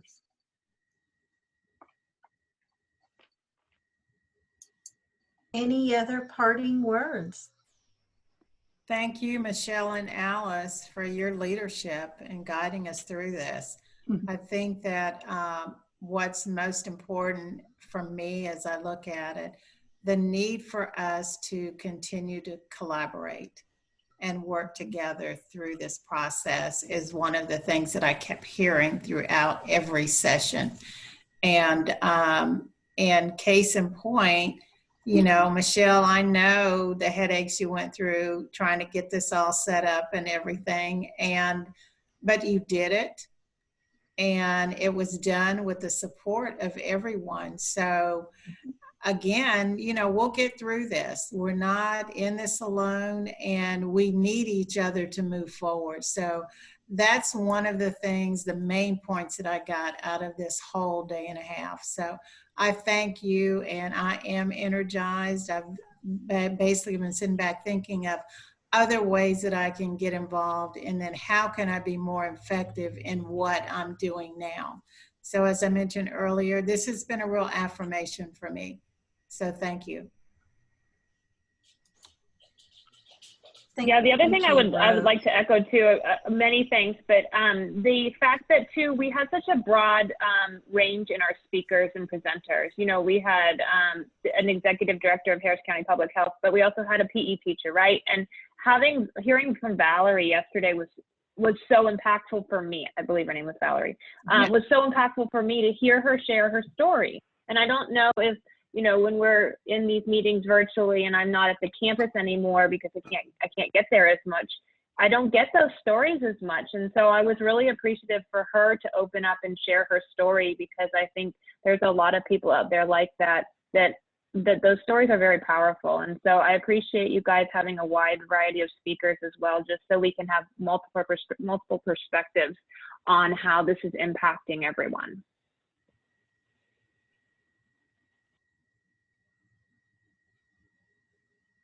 Anybody from the group that's still with us have anything you'd like to add?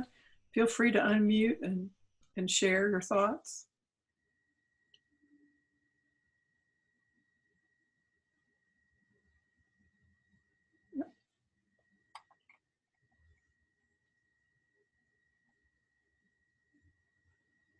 I just want to say again that what y'all have said, it's been an excellent summit, and I appreciate every part of it and everything each of you, you know, gave to the summit, because it also helps us. I'm with the AgriLife Extension, and to be able to see all the work that y'all are doing and the partnerships and have knowledge of each. So yeah, it's been great. And thanks to Michelle and Alice. Thanks, Tammy. Thank you, Tammy. All right. Without, if there are no other comments, we will give everybody a few minutes back for their day. I do want to just end by saying thank you so very much for this amazing team, steering committee team, and thank you to those who participated today, all of our panelists, attendees, and those of you who will be watching this in the future as a recording. It really is, it will take all of us working together as we're all transforming into whatever the new norm becomes. I fully embrace and appreciate all of the comments from so many who echoed the fact that as we take maybe the worst of situations that we've come across, from it we will build new, long-standing, hopefully innovative solutions that are really for the greater good of our most vulnerable populations. And so thank you to everyone.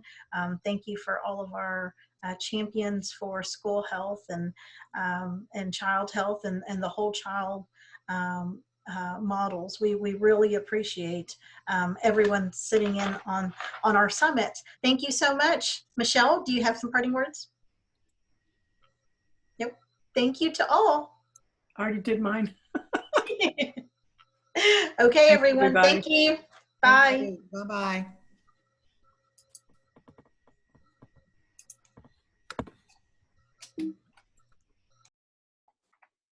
Miss Alice.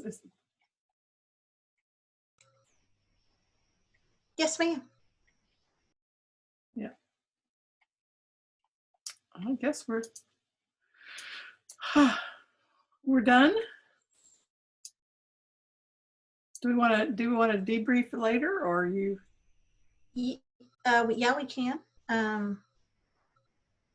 I have a doctor's appointment at 3, so I'll be leaving here like at 2:30, 2:15. But besides that, I was looking at my calendar. We did schedule a steering committee meeting, right? Yeah, we have a debrief on Friday. That's what steering committee. At our usual time, right? 9? 9. I just put it down for 9. I guess we need to send an email out.